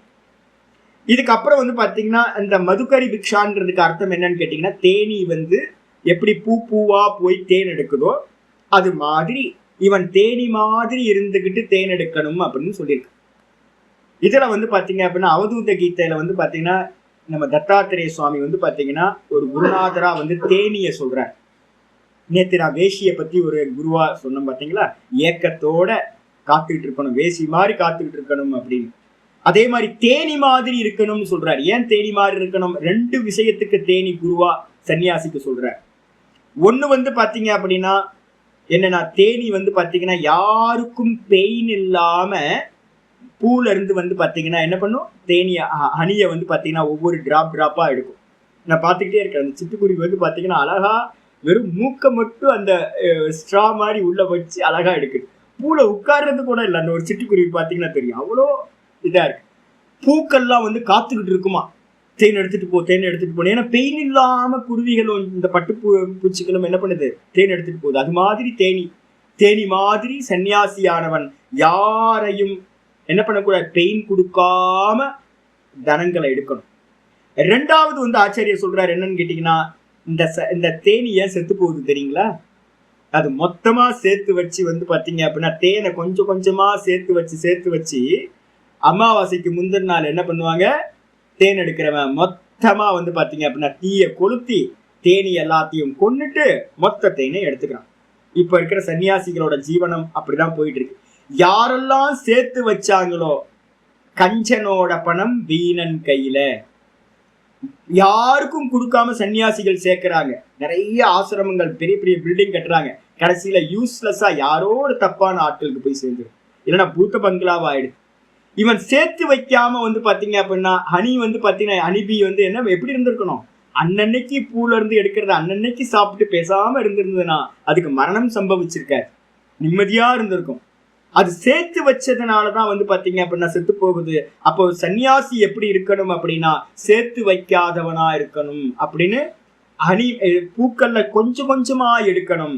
அதே மாதிரி சேர்த்து வைக்க கூடாதுன்னு 2 விஷயங்களுக்கு இந்த தேனியை பாத்தீங்கன்னா குருநாதரா அவர் சொல்றார். அப்ப சன்னியாசி சேர்த்து வைக்கலாமா அப்படின்னு கேட்டு இங்க நிறைய புலம்புவாங்க. நாங்க தானம் கொடுக்குறோம், இதெல்லாம் எல்லாம் சேர்த்து வைப்பாங்க, பையெல்லாம் எடுத்து வைப்பாங்க. டெய்லி யாராவது ஒருத்தர் எங்கள்கிட்ட என்ன சொல்லுவாங்கன்னா, சாமி பையோட தூக்கிட்டு போயிட்டா சாமி. நாங்க அடுத்த வார்த்தை நானும் நாத பிரம்மமும் கேட்கறதே தான், உன்னை யாரு சேர்த்து வைக்க சொன்னா? சேர்த்து வச்சதுனால தானே தூக்கிட்டு போறான். நீ பாட்டுக்கு சேர்த்து வைக்காம இருந்திருந்தா நீ பாட்டுக்கு நிம்மதியா இருந்திருக்கலாமே. அது பாட்டியா இருக்கட்டும், பெருசுங்களா இருக்கட்டும், நிறைய பெரியவங்க என்ன பண்றாங்க, சேர்த்து வச்சு மோகத்தினால என்ன பண்றாங்க, மொத்தமா எவனோ ஒருத்தன் தண்ணி அடிக்கிறவன் என்ன பண்ணுவான், பைய எடுத்தா ஒரு 200-300 கிடைக்கும், 500-1000 கிடைக்கும். அப்புறம் சில பேர்லாம் ஆயிரக்கணக்கான பணம் எல்லாம் சேர்த்து வச்சவங்களா மொத்தமா போயிடும். அப்ப சன்னியாசியா இருக்கிறவன் என்ன பண்ணக்கூடாது அப்படின்னா, வெறும் அன்னைக்கு எனக்கு என்ன உண்டோ அதை மட்டும் எடுத்துட்டு, அதுவும் வந்து பாத்தீங்கன்னா முதல்ல மதுகரி பிக்ஷா, ரெண்டாவது வந்து பாத்தீங்க அப்படின்னா இது அடுத்தடுத்த லெவல்ல போகுது. மதுகரி பிக்ஷைக்கு அடுத்தது வந்து பாத்தீங்க அப்படின்னா அஜகர பிக்ஷான்னு ஒண்ணு இருக்கு. அஜகர பிக்ஷானா மலைப்பாம்பு. மலைப்பாம்பு என்ன பண்ணுமா, அப்படியே ஒரே இடத்துல கிடக்குமா. கிடந்துக்கிட்டு வந்து பாத்தீங்க அப்படின்னா பக்கத்துல வரக்கூடிய ஒரு வஸ்துக்கள், ஏதாவது கண்ணுக்குட்டியோ ஆடோ ஏதோ வந்துச்சு அப்படின்னா அதை தன்னோட சுவாசத்தை வச்சு இழுத்து சக் பண்ணி என்ன பண்ணுவோம், உள்ள சாப்பிடுமா. இது எங்கேயும் போகாது, வேற தேடி பக்கத்துல வர்றதை தேடி இது பண்றது. அதே மாதிரி சன்னியாசியா இருக்கிறவன் என்ன பண்ணணும் அப்படின்னு கேட்டீங்கன்னா, தனக்கு பக்கத்துல வர்றதை மட்டும் எடுக்கிறது. போர் அடிச்சிடும். டெய்லி பிக்ஷைக்கு போய் போய் போய் இந்த ஞான தான் தான் தான் தான்ல நிக்கிற ஆரம்பிச்சும் போது என்ன ஆகும்னு கேட்டீங்கன்னா, மெதுவா வந்து பார்த்தீங்கன்னா எதுக்கு போயிட்டு அப்படின்னு ஒரு சோம்பல் வரும்.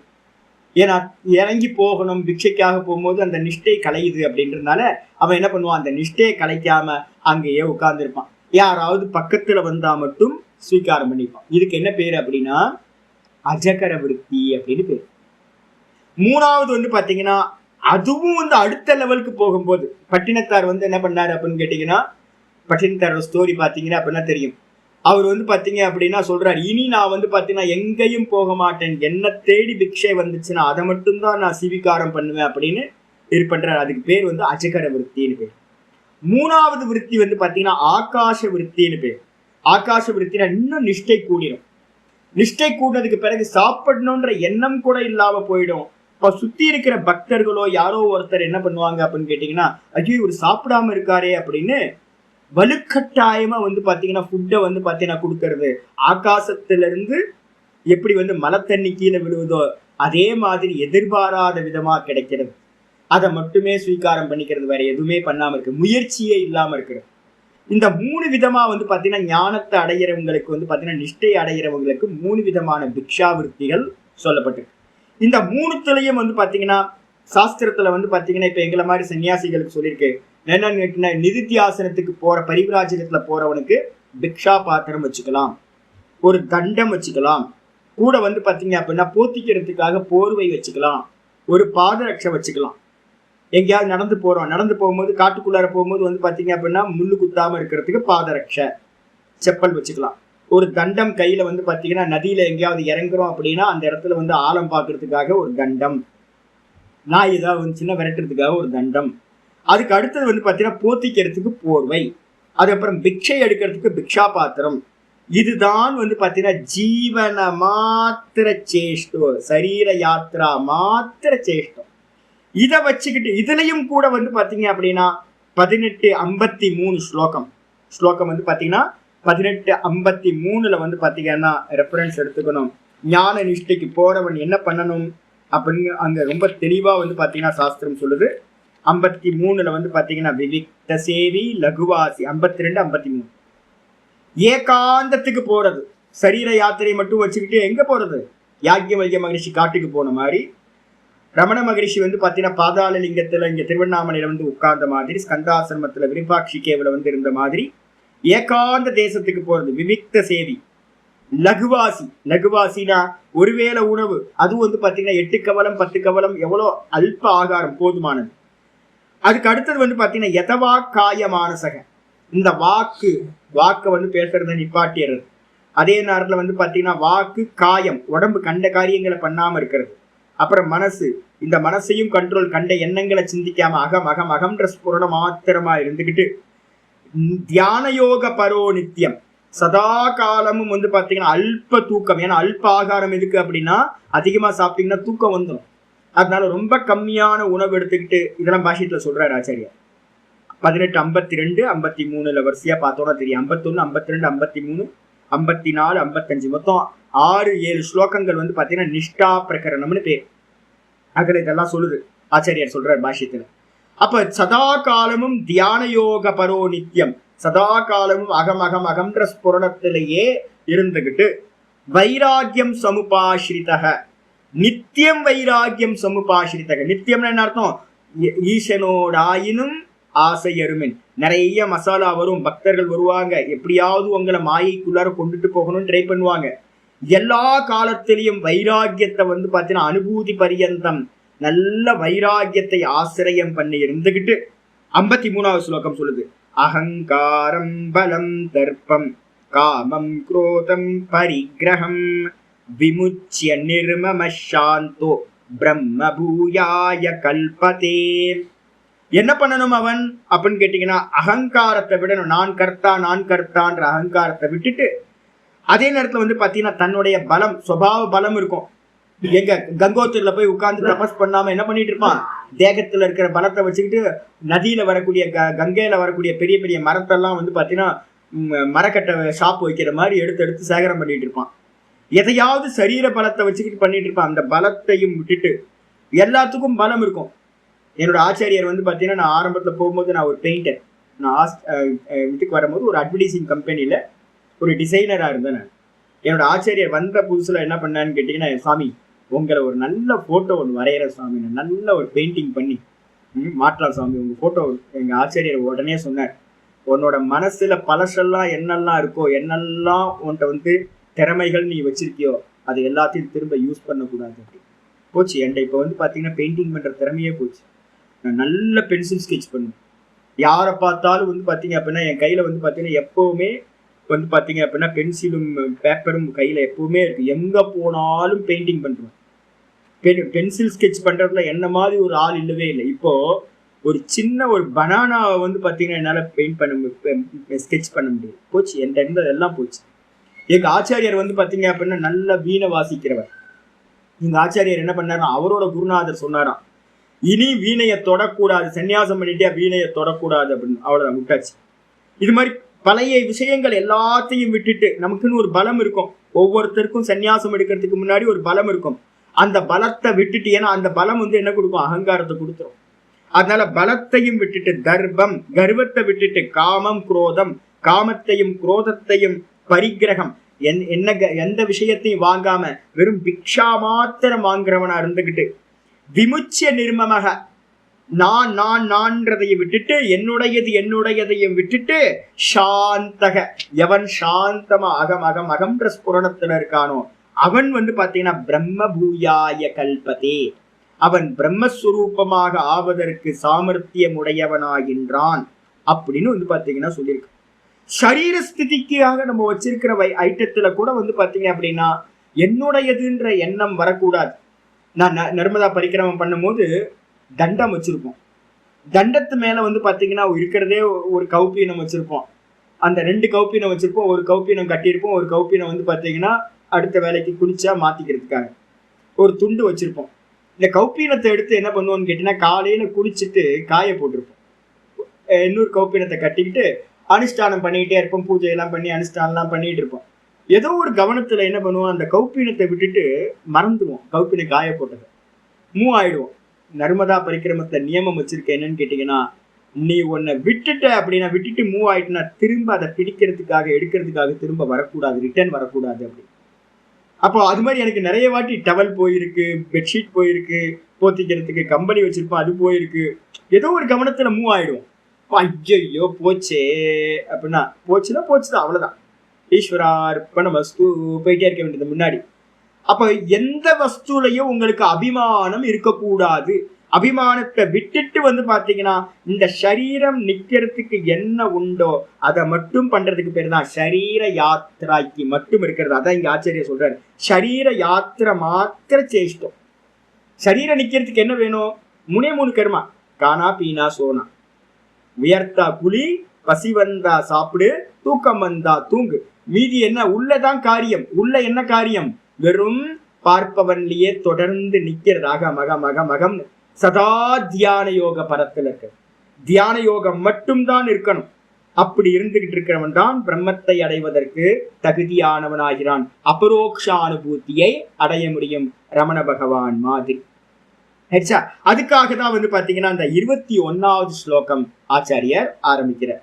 இவ்வளவு பேக்ரவுண்ட் எதுக்குன்னு கேட்டீங்கன்னா, மந்திரம் படிச்சா உங்களுக்கு 2 ஸ்லோகங்கள்ல இந்த விஷயம் தெரியும். அப்ப 20வது ஸ்லோகம் யாராவது வீட்டுக்குள்ளாரையே இருந்துகிட்டு ஏதோ நிமித்தத்தினால இருக்கிறது, ஜனக்கருக்கு சொன்னது. 21வது ஸ்லோகம் யாக்ஞவல்ய மகரிஷி மாதிரி, ரமண பகவான் மாதிரி வீட்டை விட்டுட்டு வந்து நிஷ்டைக்காக இருக்கிறவங்களுக்காக சொல்றேன். வந்துருங்க 21வது ஸ்லோகம்.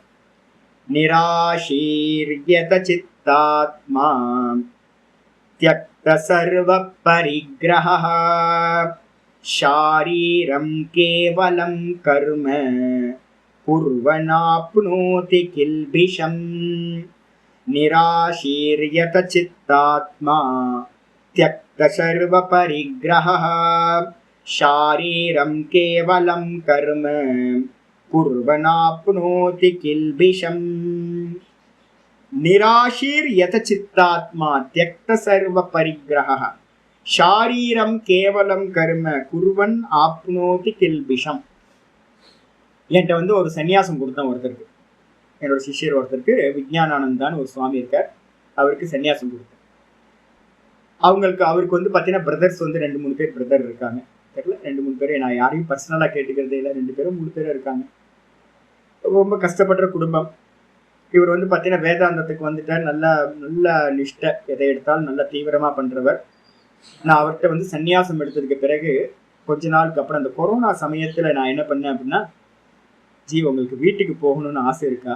நான் சாதாரணமாக கேட்குற மாதிரி, அம்மா மட்டும் தனியாக இருக்கிறாங்கல்ல, அதனால வந்து பார்த்தீங்கன்னா போய் அம்மாவுக்கு ஏதாவது மாதம் நம்ம ஏதாவது கொஞ்சம் பணம் அனுப்பலாமா, நான் வேணால் பணம் கொடுக்குறேன், நீங்கள் வந்து பார்த்தீங்கன்னா வீட்டுக்கு வந்து பணம் அனுப்புங்க, அம்மாவை போய் பார்த்துட்டு வரணும்னா போய் பார்த்துட்டு வாங்க அப்படின்னு நான் கேட்டேன் அவர்கிட்ட. கேட்ட உடனே வந்து பார்த்தீங்கன்னா அடுத்த வார்த்தை என்கிட்ட அவர் சொன்னார். என்ன சொன்னாருன்னா, சுவாமி நீங்கள் தானே சொல்லியிருக்கீங்க ஒவ்வொருத்தரும் வரும்போது அவங்க பிராரப்தத்தோட வராங்க அப்படின்னு நீங்கள் தானே சுவாமி சொன்னீங்க. அப்ப அம்மாவோட பிராரப்தத்தையும் பகவான் தானே பார்த்துக்கிறார், அதனால பகவான் பார்த்துப்பார் சுவாமி அம்மாவை. அதனால சன்னியாசி வந்து பார்த்தீங்கன்னா வீட்டுக்கு போகக்கூடாதுன்னு நீங்க தானே சொல்லியிருக்கீங்க. வீட்டுக்கெல்லாம் இல்லை சுவாமி, அம்மா அப்பாக்கெல்லாம் பிண்டம் வச்சாச்சு, அதனால வந்து வீட்டுக்கெல்லாம் போக வேணும் சுவாமி. கஷ்டப்பட்டாலும் நஷ்டப்பட்டாலும் விட்டது தான், சன்னியாசம் எடுத்தது தான். எனக்கு இன்னும் வந்து பார்த்தீங்கன்னா அந்த வாக்கியம் எனக்கு ரொம்ப சந்தோஷத்தை கொடுத்துருக்கு. நிறைய சன்னியாசிகள் வந்து பார்த்தீங்கன்னா வீட்டோட போய் வந்து பார்த்தீங்கன்னா ஒரே நீங்க பார்த்தீங்க அப்படின்னா இன்ஸ்டிடியூஷன்லாம் ரொம்ப ரொம்ப குழப்பம். எதுக்காக சன்னியாசம்னே தெரியாது. சன்னியாசம்ன்றது வந்து பார்த்தீங்கன்னா ஒரு மகிமையான விஷயம். அது நிறைய பேர் வந்து பார்த்தீங்கன்னா ஆசிரமத்தை கட்டி வச்சுக்கிட்டு வந்து பார்த்தீங்க அப்படின்னா சன்னியாசம் எடுக்கிறவங்க இருக்காங்க. நான் சொல்றேன், பரித்தியாகம்னா நீங்க என்னெல்லாம் சம்பாதிச்சீங்களோ சன்னியாசத்துக்கு முன்னாடி அதை எல்லாத்தையும் கரெக்டா உண்மையிலேயே விட்டாகணும், அதான் சன்னியாசம். நிறைய பேர் வந்து பார்த்தீங்கன்னா நான் விட்டேன் அப்படின்ட்டு ஃபேமிலியை மட்டும் விட்டுட்டு சொத்து பத்தெல்லாம் அப்படியே வச்சுக்கிட்டு சன்னியாசம் எடுக்கிறவங்க இருக்காங்க. இன்ஸ்டிடியூஷனை கிரியேட் பண்ணிட்டு சன்னியாசம் எடுக்கிறவங்க இருக்காங்க. எனக்கு தெரிஞ்சு வந்து பார்த்தீங்கன்னா நிறைய பிரம்மச்சாரிகள் வந்து இன்னும் சன்னியாசம் எடுக்காம இன்னும் வெயிட் பண்ணிட்டு இருக்காங்க. எதுக்காக அப்படின்னு கேட்டிங்கன்னா, ஏதாவது ஒரு பீட்டாதிபதியா ஆகணும்ன்றதுக்காக காத்துக்கிட்டு இருக்கிறவங்க. சன்னியாசம் எடுத்துட்டோம் அப்படின்னா எந்த பீட்டத்துக்கும் பீட்டாதிபதி ஆக முடியாது. அந்த பீட்டத்துல உட்கார வைக்கணும் அப்படின்னா பிரம்மச்சாரியா இருந்தாதான் அந்த பீட்டத்துல இருக்கிற சன்னியாசி என்ன பண்ணுவார், சன்னியாசம் கொடுத்து சொந்தமா சன்னியாசம் கொடுத்து அந்த பீட்டத்துல உட்கார வைப்பாங்க. அப்ப நிறைய வித்வான்கள் வந்து பாத்தீங்க அப்படின்னா சன்னியாசம் எடுக்காம காத்துக்கிட்டு இருக்கிறவங்க நிறைய இருப்பாங்க. ஏதாவது பீட்டம் கிடைக்குமா அப்படின்னு. நிறைய பேர் வந்து பாத்தீங்கன்னா ஃபேமிலியை விடணுமேன்றதுக்காகவே சன்னியாசம் எடுக்காத எனக்கு நிறைய தெரியும் பிரம்மச்சாரிகள் இருக்காங்க. அப்ப நிறைய பேருக்கு வந்து பாத்தீங்கன்னா இந்த மோகம் வந்து பாத்தீங்கன்னா போகல. அப்ப என்ன அர்த்தம் அப்படின்னா, தான் ஆத்மாவா இருக்க, இது எல்லாம் வந்து பாத்தீங்கன்னா வெறும் சொப்பனம் அப்படின்னு தெரிய மாட்டேங்குது. பட்டினத்தார் சொல்றாரு, எத்தனையோ அம்மா, எத்தனையோ அப்பா, எத்தனையோ சொந்த பந்தம். எறும்புக்கு எடுத்துக்கிட்டீங்க அப்படின்னா ஒரு எறும்புக்கு வந்து அவ்வளவு சொந்த பந்தம் இருக்கு. ஒவ்வொரு ஜீவராசிக்கும் வந்து பாத்தீங்கன்னா சொந்த பந்தம் இருக்கு. நம்மளோட யூனிவர்ஸ் வந்து பாத்தீங்கன்னா ரொம்ப சின்னது, நம்ம கேலக்சி ரொம்ப சின்னது. இந்த பிரபஞ்சத்துல வந்து பாத்தீங்கன்னா கோடிக்கணக்கான கேலக்சி, கோடிக்கணக்கான இந்த பிரபஞ்சத்துக்குள்ளார கோடிக்கணக்கான அண்ட பிரம்மாண்டம். இதுக்குள்ளார வந்து பாத்தீங்கன்னா நம்மளோட பூமின்றதெல்லாம் அல்பம், நம்மளுடைய உறவுகள் எல்லாம் அல்பம். இதெல்லாம் சொப்பன மாதிரி நமக்கு வந்து பாத்தீங்கன்னா மோகம் போக மாட்டேங்குது. அதனால வந்து பாத்தீங்கன்னா என்ன பண்றாங்கன்னு கேட்டீங்கன்னா எதிர்பார்ப்போடையே இருந்துகிட்டு இருக்கிறது. ஆச்சாரியார் சொல்றாரு, அவங்க நிஷ்டை அடைய முடியுமானா இன்னும் மோகம் போகவே இல்லை, மனநம் தீவிரமாகல. அதனால அவங்க என்ன பண்ண மாட்டாங்க, சன்னியாசம் எடுக்க மாட்டாங்க. அதே நேரத்துல எவனுக்கு வந்து பாத்தீங்கன்னா தீவிர வைராக்கியம் இருக்கோ அவன் என்ன பண்றான், நிராஷி, ஆசை இல்லாதவனா. நிராஷின்றதுக்கு அர்த்தம் ஆஷீனா ஆசை, ஆசை இல்லாதவனா நிராஷி. யதசித்தாத்மா, யதசித்தாத்மான என்னது, 1852 பாத்தீங்கன்னா தெரியும். யதவா காயமான சக, காயத்தையும் உடம்பையும் மனசையும் இந்த வாக்கையும் கண்ட்ரோல் பண்ணவனா. அதுக்கு அடுத்தது வந்து பாத்தீங்கன்னா யதசித்தாத்மான்றதுக்கு அர்த்தம், யதசித்தம்னா மனசு, ஆத்மான்றதுக்கு அர்த்தம் வந்து பாத்தீங்கன்னா அந்த வாக்கு இந்திரியங்கள் எல்லாம் சேர்ந்து. அப்போ யதச்சித்தாத்மா அப்படின்னா மனதையும் இந்திரியங்களையும் இந்த தேகத்தையும் நன்றாக அடக்கியவனாக கூட தியக்த சர்வ பரிகிரக. தியக்த சர்வ பரிகிரகம்னா என்ன அர்த்தம்? நம்ம நிறைய சேர்த்து வச்சிருக்கோங்க. ஐயோ நான் வந்து பார்த்தீங்கன்னா சன்னியாசம் போகணும், எங்கேயாவது போய் ஏக்காந்தமா உட்காரணும், நம்ம பாடம் படிக்கிறதுக்காக ஐயோ பேப்பராக எடுத்து வச்சிருக்கேன். என்கிட்ட இருக்கிறதெல்லாம் புக்காக இருக்கு. ஒவ்வொரு நாளும் பார்ப்பேன் இந்த சனின்லாம் இப்போ தொலைக்கிறதுன்னு இருக்கும். அந்த புக்கெல்லாம் தூக்கிட்டு சுமக்கிறது வந்து பாருங்க பெரிய கஷ்டம். இப்போ வெறுமனே வந்து பார்த்தீங்கன்னா ஏக்க வஸ்திரம் கட்டிக்கிட்டு ஒரு கௌப்பீனத்தோடு இருக்கிறது வந்து பார்த்தீங்கன்னா ரொம்ப உத்தமம். இதை பரிகிரகம் பண்றோம் பாருங்க. பரிகிரகம் என்ன தெரியுங்களா? பரிகிரகம்ன்றதுக்கு அர்த்தம் வஸ்துக்களை வந்து சேகரம் பண்ணிக்கிட்டே இருக்கிறது. வீடு ஃபுல்லா இருக்கிற வஸ்துக்களை வந்து என்ன பண்ண வேண்டியிருக்குன்னா மெயின்டெனன்ஸ் பண்ண வேண்டியிருக்கு. நான் இன்னும் ஒரு வாரமா வந்து பார்த்தீங்கன்னா பார்த்துக்கிட்டே இருக்கேன். ஒரே டஸ்ட், புக்கெல்லாம் துடைக்கணும். எனக்கு துடைக்கிறதுக்கு எரிச்சலா இருக்கு. எத்தனை வாட்டி தான் துடைச்சிக்கிட்டே இருக்கு, டஸ்ட் வந்துகிட்டே இருக்கு. புக்கெல்லாம் ஒரே டஸ்ட், தொட்டாவே டஸ்டா இருக்கு. இப்ப மெயின்டெனன்ஸ் ஃபுல்லா. அப்ப ஜீவனம் என்ன அப்படின்னு கேட்டீங்கன்னா, நம்ம வஸ்துக்களை வாங்குறது ப்ராப்ளம் இல்லை, வஸ்துக்களை வந்து பார்த்தீங்கன்னா மெயின்டெனன்ஸ் பண்ணிட்டு இருக்கோம். ஸ்திரீகளுக்கு எல்லாம் தெரியும். ஐயோ ஒரு வீட்டை வந்து கட்டி காப்ப, ஐயோ இந்த கிச்சன் இருக்கு பாருங்க, சனியா ஐயோ வாஷ் பண்ணிக்கிட்டே இருக்க வேண்டியிருக்கு, வாஷ் பண்ணிக்கிட்டே இருக்கு. நம்ம அப்ப எங்க உள்ள வந்து பாத்தீங்க அப்படின்னா நான்ல எங்க நிக்கிறது? சொருப்பத்துல நிக்கிறதா? ஐயோ சொருப்பத்துல நிக்கிறதுலாம் ரொம்ப தூரம். வீட்டை கூட்டி மாலை மாட்டிக்குது. தொடச்சி மாப் பண்ணி எத்தனை வாட்டி மாப் பண்ணாலும் வந்து பாத்தீங்க அப்படின்னா அழுக்கு படிச்சுக்கிட்டே இருக்கு. இந்த தேகத்தை மெயின்டைன் பண்ணிக்கிட்டே இருக்க வேண்டியது, குளிச்சுக்கிட்டே இருக்க வேண்டியிருக்கு, எண்ணெய் வைக்க வேண்டியிருக்கு, சோப்பு போட வேண்டியிருக்கு, இந்த வஸ்திரங்களை துவைக்க வேண்டியிருக்கு. ஐயோ சனிய மெயின்டெனன்ஸ் ரொம்ப. அப்ப என்ன பண்ண முடியும் அப்படின்னு கேட்டீங்கன்னா, நம்மளோட ஜீவனத்துல வந்து டே டு லைஃப்ல வந்து பாத்தீங்கன்னா அதிகபட்சமான டைம் என்னன்னு கேட்டீங்கன்னா தேகத்தையும் இந்த தேகத்தோட சேர்ந்து இருக்கிற விஷயங்களையும் நம்ம என்ன பண்ணிட்டு இருக்கோம்? மெயின்டெனன்ஸ் பண்ணிட்டு இருக்கோம். அப்ப மெயின்டெனன்ஸ் ஜீரோவா இருக்கிறவன் என்ன பண்ணுவான்? அவனுக்கு தான்ல நிக்கிறதுக்கு அவ்வளவு அவகாசம் இருக்கும். அதனால வந்து பாத்தீங்கன்னா எந்த வஸ்துக்களையும் கிரகணம் பண்ணாம ஸ்வீகாரம் பண்ணாம இருக்கிறதுக்கு பேரு தியக்த சர்வ பரிகிரக. எதையும் வாங்காம இருக்கிறது. இப்ப வந்து பாத்தீங்கன்னா அதுக்கு அடுத்து சொல்றாரு ஷாரீரம் கேவலம் கர்மம். வெறும் சரீரம் நிக்கிறதுக்கான கர்மத்தை மட்டுமே செய்பவனாக. சரீரம் நிக்கிறதுக்கு என்ன கர்மா இருக்கு?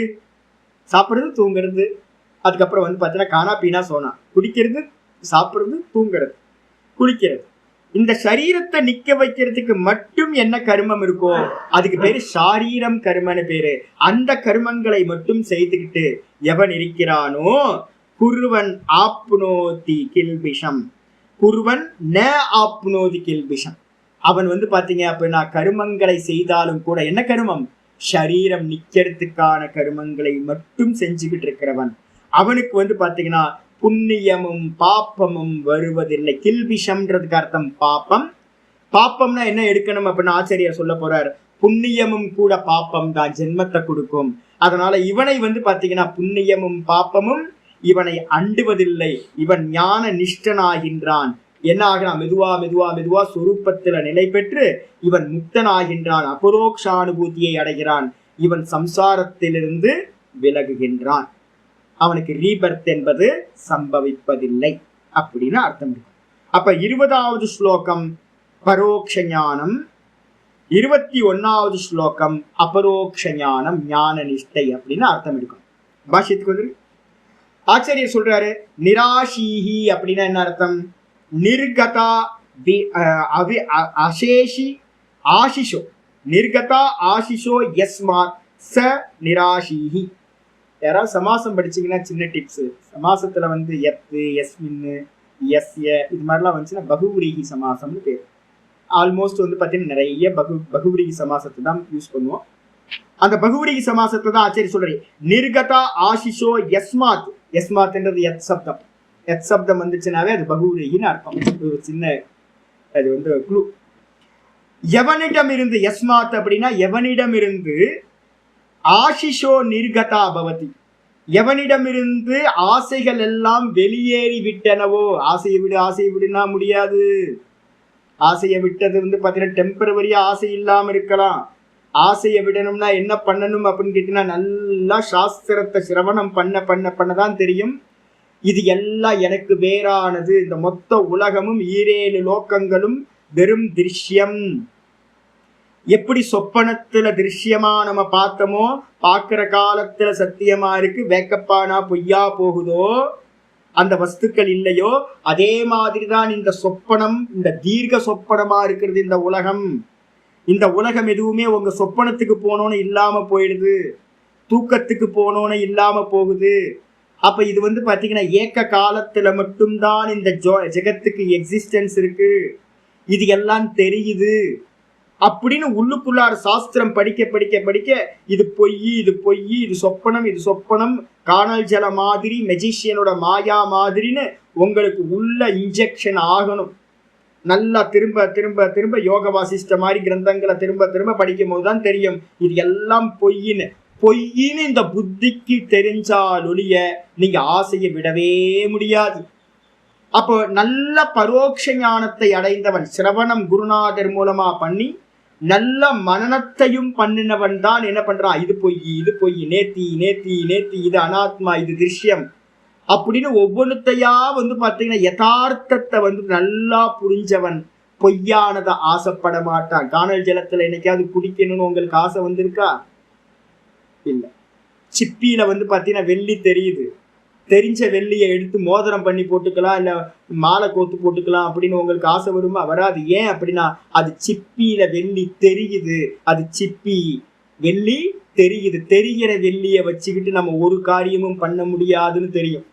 காணல் ஜலம் வெறும் தெரியுது, அதை குடிக்க முடியாது, குளிக்க முடியாது, ஒன்னும் பண்ண முடியாதுன்னு தெரியும் நமக்கு. அதனால பாத்தீங்கன்னா நமக்கு தெரிஞ்சாலும் கூட சிப்பியில வெள்ளி தெரியுது, காணல்ல ஜலம் தெரியுது, இருந்தாலும் அதை எடுக்கிறதுக்கு நமக்கு ஆசை உண்டாகிறதே இல்லை. ஆர்டிபிஷியலா பாத்தீங்கன்னா ஏதாவது ஃப்ரூட்ஸை வச்சிருக்கோம், நமக்கு பாத்தீங்கன்னா அது ஆர்டிபிஷியல்னு தெரிகிற வரைக்கும் ஆசைப்படுவோம், தெரிஞ்சதுக்கு பிறகு அதுல ஆசை வராது. அப்ப இந்த புத்திக்கு பாத்தீங்கன்னா முதல்ல தெரியணும், சிரவணத்தினாலையும் மனனத்தினாலையும் என்ன தெரியணும் அப்படின்னா, நான் பார்க்கின்ற காட்சிகள் எல்லாம் 7 லோக்கங்களும் பாத்தீங்கன்னா வெறும் திருஷ்ய மாத்திரம் அப்படின்னு தெரிஞ்சா காணல் ஜலத்தை குடிச்சு தாகம் தீராது. அதே மாதிரி இந்த உலகத்தை அடைஞ்சி எனக்கு ஒன்னும் ஆகாது, ஏன்னா இது எல்லாம் சும்மா அப்படின்னு ஒருத்தனுக்கு நல்ல மன்னத்தினால ஒரு ஞானம் உண்டா இருந்துச்சு அப்படின்னா அவனுக்கு ஆசை என்பது உண்டாகவே உண்டாகாது. ஆசைப்படாதுன்னா சாஸ்திர ஞானம் இல்லாம ஆசை என்னாகாது, போகவே போகாது. சாஸ்திரம் படிக்கணும், மாண்டூக்கிய உபனிஷத்தை நல்லா படிக்கணும். மாண்டூக்கிய உபனிஷத்தை திரும்ப 2 வாட்டி 3 வாட்டி நல்லா பாத்தீங்கன்னா மனனம் பண்ணணும்னா நமக்கு தெரிஞ்சிடும் யதார்த்தம் என்ன அப்படின்னு தெரிஞ்சிடும். அந்த யதார்த்தம் தெரியாத வரைக்கும், சத்தியத்துவம் கொடுக்கிற வரைக்கும் உங்களுக்கு ஆசை போகவே போகாது. எல்லாம் பொய், எல்லாம் தோற்றம். இந்த தேகத்திலிருந்து எல்லா தேகங்களும் தோற்றம். சொப்பனத்துல இருக்கிற தேகம் ஏதாவது உண்மையா? சொப்பனத்துல இருக்கிற வஸ்துக்கள் ஏதாவது உண்மையா? ஒண்ணும் இல்லை. அப்ப எப்படி ஆசைப்படுறது? அப்ப ஆசைப்படுறதுக்கு இந்த உலகத்துல ஒரு மண்ணாங்கட்டியும் இல்லை, பொய்யானது தோற்ற மாத்திரம் அப்படின்னு இந்த சிந்தனை மூலமா, சிரவண மனனத்து மூலமா எவனிடம் இருந்து ஆசைகள் எல்லாம் சென்று விட்டனவோ அவனுக்கு பேரு நிராசீன்னு பேர். அதுக்கப்புறம் அடுத்த வார்த்தை ஆச்சாரியர் சொல்றாரு, எத சித்தாத்மான என்ன சுவாமி அப்படின்னு சொல்றாரு. சித்தம், சித்தம்னா என்னது? அந்த கரணம், மனசுன்னு பேர். அந்த கரணம், சித்தம்னா அந்த கரணம், மனசு. அதுதான் பாத்தீங்கன்னா ஆத்மானு பேரு. அதுக்கப்புறம் பாத்தீங்கன்னா ஆத்மான்றதுக்கு அர்த்தம் பாஹ்ய காரிய கரண சங்காத. சித்தம்னா மனசு, ஒரு இன்ஸ்ட்ருமெண்ட் எடுத்தீங்க அந்த கரணம்னு. ரெண்டாவது ஆத்மான்ற சப்தம் இங்க எதை குறிக்குது அப்படின்னா இந்த தேகம் கூட இந்திரியங்கள், கரணம்னு சொல்லக்கூடிய 10 இந்திரியங்கள், 5 ஞானேந்திரியம், 5 கர்மேந்திரியம், அதெல்லாம் இருக்கிற இந்த தேகம். இந்த தேகத்துக்கு பேரு பஞ்ச பூதங்களாலான காரியம். காரியம்னா தேகம். கரணங்கள் அப்படின்னா 10 இந்திரியங்களுக்கு பேரு கரணங்கள். இந்த கூட்டம் இதெல்லாம் பாத்தீங்கன்னா அசம்பிள் பண்ணப்பட்டது. இதெல்லாம் இந்த தேகமா அசம்பிள் பண்ணப்பட்டிருக்கு, கூட்டி வச்சிருக்கு, சங்காத்தம்னு பேரு. இதுல எல்லாம் பாத்தீங்கன்னா தௌ உபௌ அபி, இந்த 2த்துலயும் இந்திரியங்கள் கூட மனசு புத்தி சித்தம் அகங்காரம் சொல்லக்கூடிய அந்த கரணம், இந்த 2 கூட்டத்தையும் யதௌ, யதௌன்றதுக்கு அர்த்தம் சம்யதௌ. சம்யதௌனா என்ன அர்த்தம்? ஏன, நன்றாக அடக்கியவன். இந்த இந்திரியங்களையும் மனதையும் பாத்தீங்கன்னா நல்ல கண்ட்ரோல் பண்ணி தன் வசப்படுத்தினவன். வசீகார சஞ்ஞா வைராகியம் யோக சூத்திரம் வரும்போது நம்ம படிச்சிருக்கோம். நல்ல வசீகாரம் பண்ணிட்டு 3வது சாப்டர்லயே படிச்சிருக்கோம். என்ன பண்ணிருக்கோம்? தஸ்மாத்வம் இந்திரியான் யாதவ் நியம் யபரதர்ஷப பாப்மானம் பிரஜகிக்கேனம் ஞான விஜான நாசனம். முதல்ல சென்ஸ் ஆர்கன்ஸ் தான் கண்ட்ரோல் பண்ணணும். அதுக்கப்புறம் மெதுவா மெதுவா சாஸ்திரம் படிக்க படிக்க படிக்க இந்த புத்தியில இருக்கக்கூடிய வாசனைகள் எல்லாம் விடணும். கூட ஏக தத்துவ அபியாசத்தை பண்ணணும். சங்கல்பத்தை எல்லாம் தியாகம் பண்ணணும். மெதுவா மெதுவா இது பொய் பொய் பொய்ன்னு எதையும் ஆசைப்படாம மனச்சஞ்சலம் இல்லாம இருக்கணும். அப்போ மனதையும் இந்திரியங்களையும் நன்றாக கட்டுப்படுத்தியவனுக்கு பேர் என்ன பேருனா ஏன, எவனால் மனதும் இந்திரியங்களும் தேகமும் கண்ட்ரோல் செய்யப்பட்டதோ ச யதசித்தாத்மா, அவனுக்கு பேர் தான் யதசித்தாத்மான்னு பேர். ஆசைகளை விட்டவன் நிராஷீஹி, இந்திரியங்களையும் மனதையும் கண்ட்ரோல் பண்ணவன் யதசித்தாத்மா. அதுக்கப்புறம் தியக்த சர்வ பரிகிரக அப்படின்னா என்ன சுவாமி? ஆச்சாரிய சொல்றார், தியக்தகன விட்டவன். தியக்தகன விட்டவன். எதை விட்டவன்? சர்வக பரிகிரகோ, எல்லா பரிகிரகத்தையும். இப்ப நான் இருக்க ஒரு சன்னியாசியா இருக்கேன்னு வச்சுங்களேன், நான் வந்து ஒரு நியமம் அடுத்த ஸ்லோகம் வைக்கிறார், எதிர்ச்சா லாப சந்துஷ்டகன்னு அடுத்த ஸ்லோகமா வைக்கிறாரு. இப்ப நாங்க ஒரு விதி வச்சிருக்கேன். இப்ப மனன காலம் நிதித்தியாசனத்துக்கு போகும்போது, இது நிதித்தியாசனத்துக்கானது. நிதித்தியாசனத்துக்கு போகும்போது ஒரு நான் போட்டுருவேன். என்னன்னு கேட்டீங்கன்னா, யாரும் எனக்கு தட்சணை அனுப்ப வேண்டாம். போனை கட் பண்ணிருவோமா? வாட்ஸ்அப் இருக்காது, அக்கௌண்ட் இருக்காது, பேங்க் வந்து போகணும்னு அவசியம் இருக்காது, சாப்பிட்றதுக்கு மட்டும் இருந்தா போதும். அது யாராவது வந்து பார்த்தீங்கன்னா நல்ல பக்தர்கள் வந்து பார்த்தீங்கன்னா கொஞ்சம் ஒருத்தர் 2 பேர் இருந்துக்கிட்டு சாமிக்கு ஒரு வேளை பிக்ஷா கொடுத்தா போதும்னு கொடுத்தா போதும். அப்ப என்ன ஆகும்னு கேட்டீங்கன்னா, எல்லா பரிகிரகங்களையும் விட்டுட்டு வெறும் ஒரு கௌப்பீனத்தை எடுத்து கட்டிக்கிட்டு பேசாம வந்து ஒரு துணி யாராவது வந்தா மட்டும் பாக்குறதுக்கு வந்து ஒரு துண்டு மட்டும் கட்டிக்கலாம், வேற எதுவும் தேவையில்லை, பேசாம சாதாரணமா இருக்கலாம். ஆனா இப்போ மனநத்துக்காக உட்கார்ந்து இருக்கும் போது வீட்டுக்கு வாடகை கொடுக்க வேண்டியிருக்கு, புஸ்தகங்கள் வாங்க வேண்டியிருக்கு. இதுக்கெல்லாம் வந்து பரிகிரகம். இதை கூட நாங்க என்ன நியமம் வச்சிருக்கோம் தெரியுங்களா? என்னோட சிஷ்யர்களா இருக்கட்டும், நானா இருக்கட்டும், யார்கிட்டையும் நான் ஒரு 16 வருஷமா 16 வருஷமா யார்கிட்டையும் எதுவும் கேட்கவே இல்லை. அதுக்கு என்ன பேரு அப்படின்னா, கேட்காம இருக்கிறதுக்கு பேர் வந்து பாத்தீங்கன்னா அயாச்சிதம் அப்படின்னு பேர். அதுக்கு என்ன பேரு? அயாச்சிதம். பிராக்டிஸ் பண்றோம். என்னோட குருநாதரோட ஆசிரமத்துல கொஞ்சம் சன்னியாசிகள் இருக்காங்க, பணத்தையே தொடாதவங்களா இருக்கிறவங்க இருக்காங்க. பணத்தையே தொட மாட்டாங்க. யோசிச்சு பாருங்க. அப்ப இருக்க முடியுமா சுவாமி? நான் இருக்க முடியும். இதெல்லாம் எதுக்காக சொல்றேன் அப்படின்னு கேட்டீங்கன்னா, இன்னும் ஜீவிச்சுக்கிட்டு இருக்காங்க. நல்ல வித்வான்கள் இருக்காங்க. சுரேஷ் ஆனந்தான்னு ஒரு சுவாமி இருக்கார், கர்நாடகா சுவாமி. நல்ல வித்வான், நல்ல பிரச்சண்ட வித்வான்.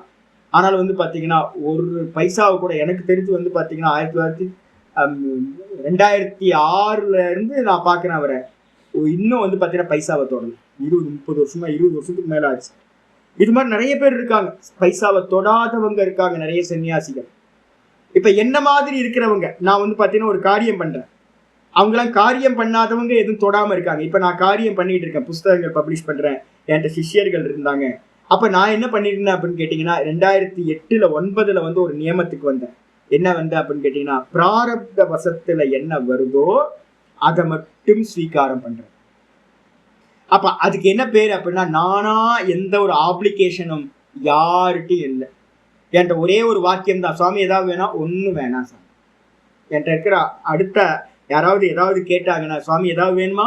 ஒண்ணு வேணாம் சாமி. இந்த ஒண்ணு வேணாம் சாமி தான் நான் சொல்லிக்கிட்டே இருக்கேன். அப்ப எதேச்சையா கொடுக்கிற தட்சிணைகளை வச்சுதான் நான் என்ன பண்ணிட்டு இருக்கோம், ஜீவனை வந்து பாத்தீங்கன்னா போயிட்டே இருக்கு. அதுலயும் நாங்க என்ன பண்றோம் அப்படின்னு கேட்டீங்கன்னா, எங்களுக்கான பார்ட் ரொம்ப கம்மியா எடுத்துட்டு மீதி இருக்கிறது எல்லாத்தையும் மற்றவங்களுக்காக ஸ்பெண்ட் பண்றேன். அப்ப என்ன ஆகுனா, தோஷம் வராது. பரிகிரகத்துலதான் என்னன்னு கேட்டீங்கன்னா ரொம்ப தோஷம் வரும். இருக்கிறது ரொம்ப தோஷம் பரிகிரகத்துல வர்றது. மனுஸ்மிருதியில வந்து பாத்தீங்கன்னா சொல்லியிருக்கு, யாரு பரிகிரகம் பண்ணாம இருக்கானோ, அதுக்காக தான் வந்து பாத்தீங்கன்னா வானப்பிரஸ்தம் போகும்போது உஞ்ச விருத்தின்னு ஒண்ணு வச்சிருக்கு. நெல்லை வந்து பாத்தீங்க அப்படின்னா பூமியில இருந்து எடுத்துட்டு போனதுக்கு பிறகு போய் நெல் எடுத்து சாப்பிடு, தன்னால விழுந்த பழத்தை சாப்பிடுன்னு வானப்பிரஸ்தர்களுக்குலாம் நியமங்கள் வச்சிருக்கு. ஏன்னா யார்கிட்டயாவது ஒரு வஸ்துவை வாங்கணும்னு வச்சுக்கோங்க, நான் பார்த்துட்டே இருக்கேன், ஒரு தனம் யாராவது அனுப்புனாங்க அப்படின்னா அந்த தனம் வந்து பாத்தீங்கன்னா என்ன பண்ணும்னு எனக்கு நல்லா தெரியும். யாராவது ஒரு தட்சிணை போடுறீங்க அப்படின்னா அந்த அந்த தட்சிணை இப்ப ரொம்ப பியூரா நல்லா இருக்கு, எல்லாமே யாரும் தோஷம்லாம் இல்லை. யாராவது சில பேர் வந்து பணம் கொடுப்பாங்க, யாராவது வந்து பாத்தீங்கன்னா சுவாமியை வந்து பார்த்துட்டு கொஞ்சம் இந்த தட்சிணை கொடுத்துட்டு போறாங்கன்னு நான் பார்த்துக்கிட்டே இருப்பேன், அந்த தனம் என்ன பண்ணுது அப்படின்னு நான் பார்ப்பேன். சில தனங்கள் வந்து பாத்தீங்க அப்படின்னா பிரயோஜனமே இல்லாம வியர்த்தமா போயிடும். சில தனம் வந்து பாத்தீங்கன்னா காமத்தை தூண்டும், சில தனம் வந்து பாத்தீங்கன்னா போக ஆசையை தூண்டும். அது வாங்கலாம், இதை வாங்கலாம், இதை செய்யலாம் அப்படின்னு. ஒரு நல்ல காரியத்துக்கு பயன்படுறதா இருக்குமா? இருக்காது. நிறைய பேரோட தனம் வந்து பாத்தீங்கன்னா மனசாந்தியை கொடுக்கும், நல்ல சுவாத்தியாயத்துக்கும் நம்ம தபஸுக்கும் ஹெல்ப் பண்ணும். அப்ப என்னன்னு கேட்டீங்கன்னா, தனம் எந்த வழியில வருதுன்னு நமக்கு தெரியவே தெரியாது. மகாபெரியவர் வந்து பாத்தீங்க அப்படின்னா ரொம்ப கேர்ஃபுல்லா இருந்தார். மகாபெரியவர் வந்து பாத்தீங்க அப்படின்னா, இந்த அம்மா நம்ம எம்.எஸ். சுப்புலட்சுமி இருக்காங்க பாத்தீங்களா, எம்.எஸ். சுப்புலட்சுமி அம்மா வந்து பாத்தீங்கன்னா HMV கேசட் வந்து பாத்தீங்கன்னா அவங்களுக்கு ஒரு நம்ம இந்த விஷ்ணு சகஸ்ரநாமமும் அதே மாதிரி வந்து பாத்தீங்கன்னா அந்த ஒரு கேசட் ஒன்று ஃபேமஸ் இல்லை, HMV கேசட், சுப்ரபாத்தம், விஷ்ணு சகஸ்ரநாமம்.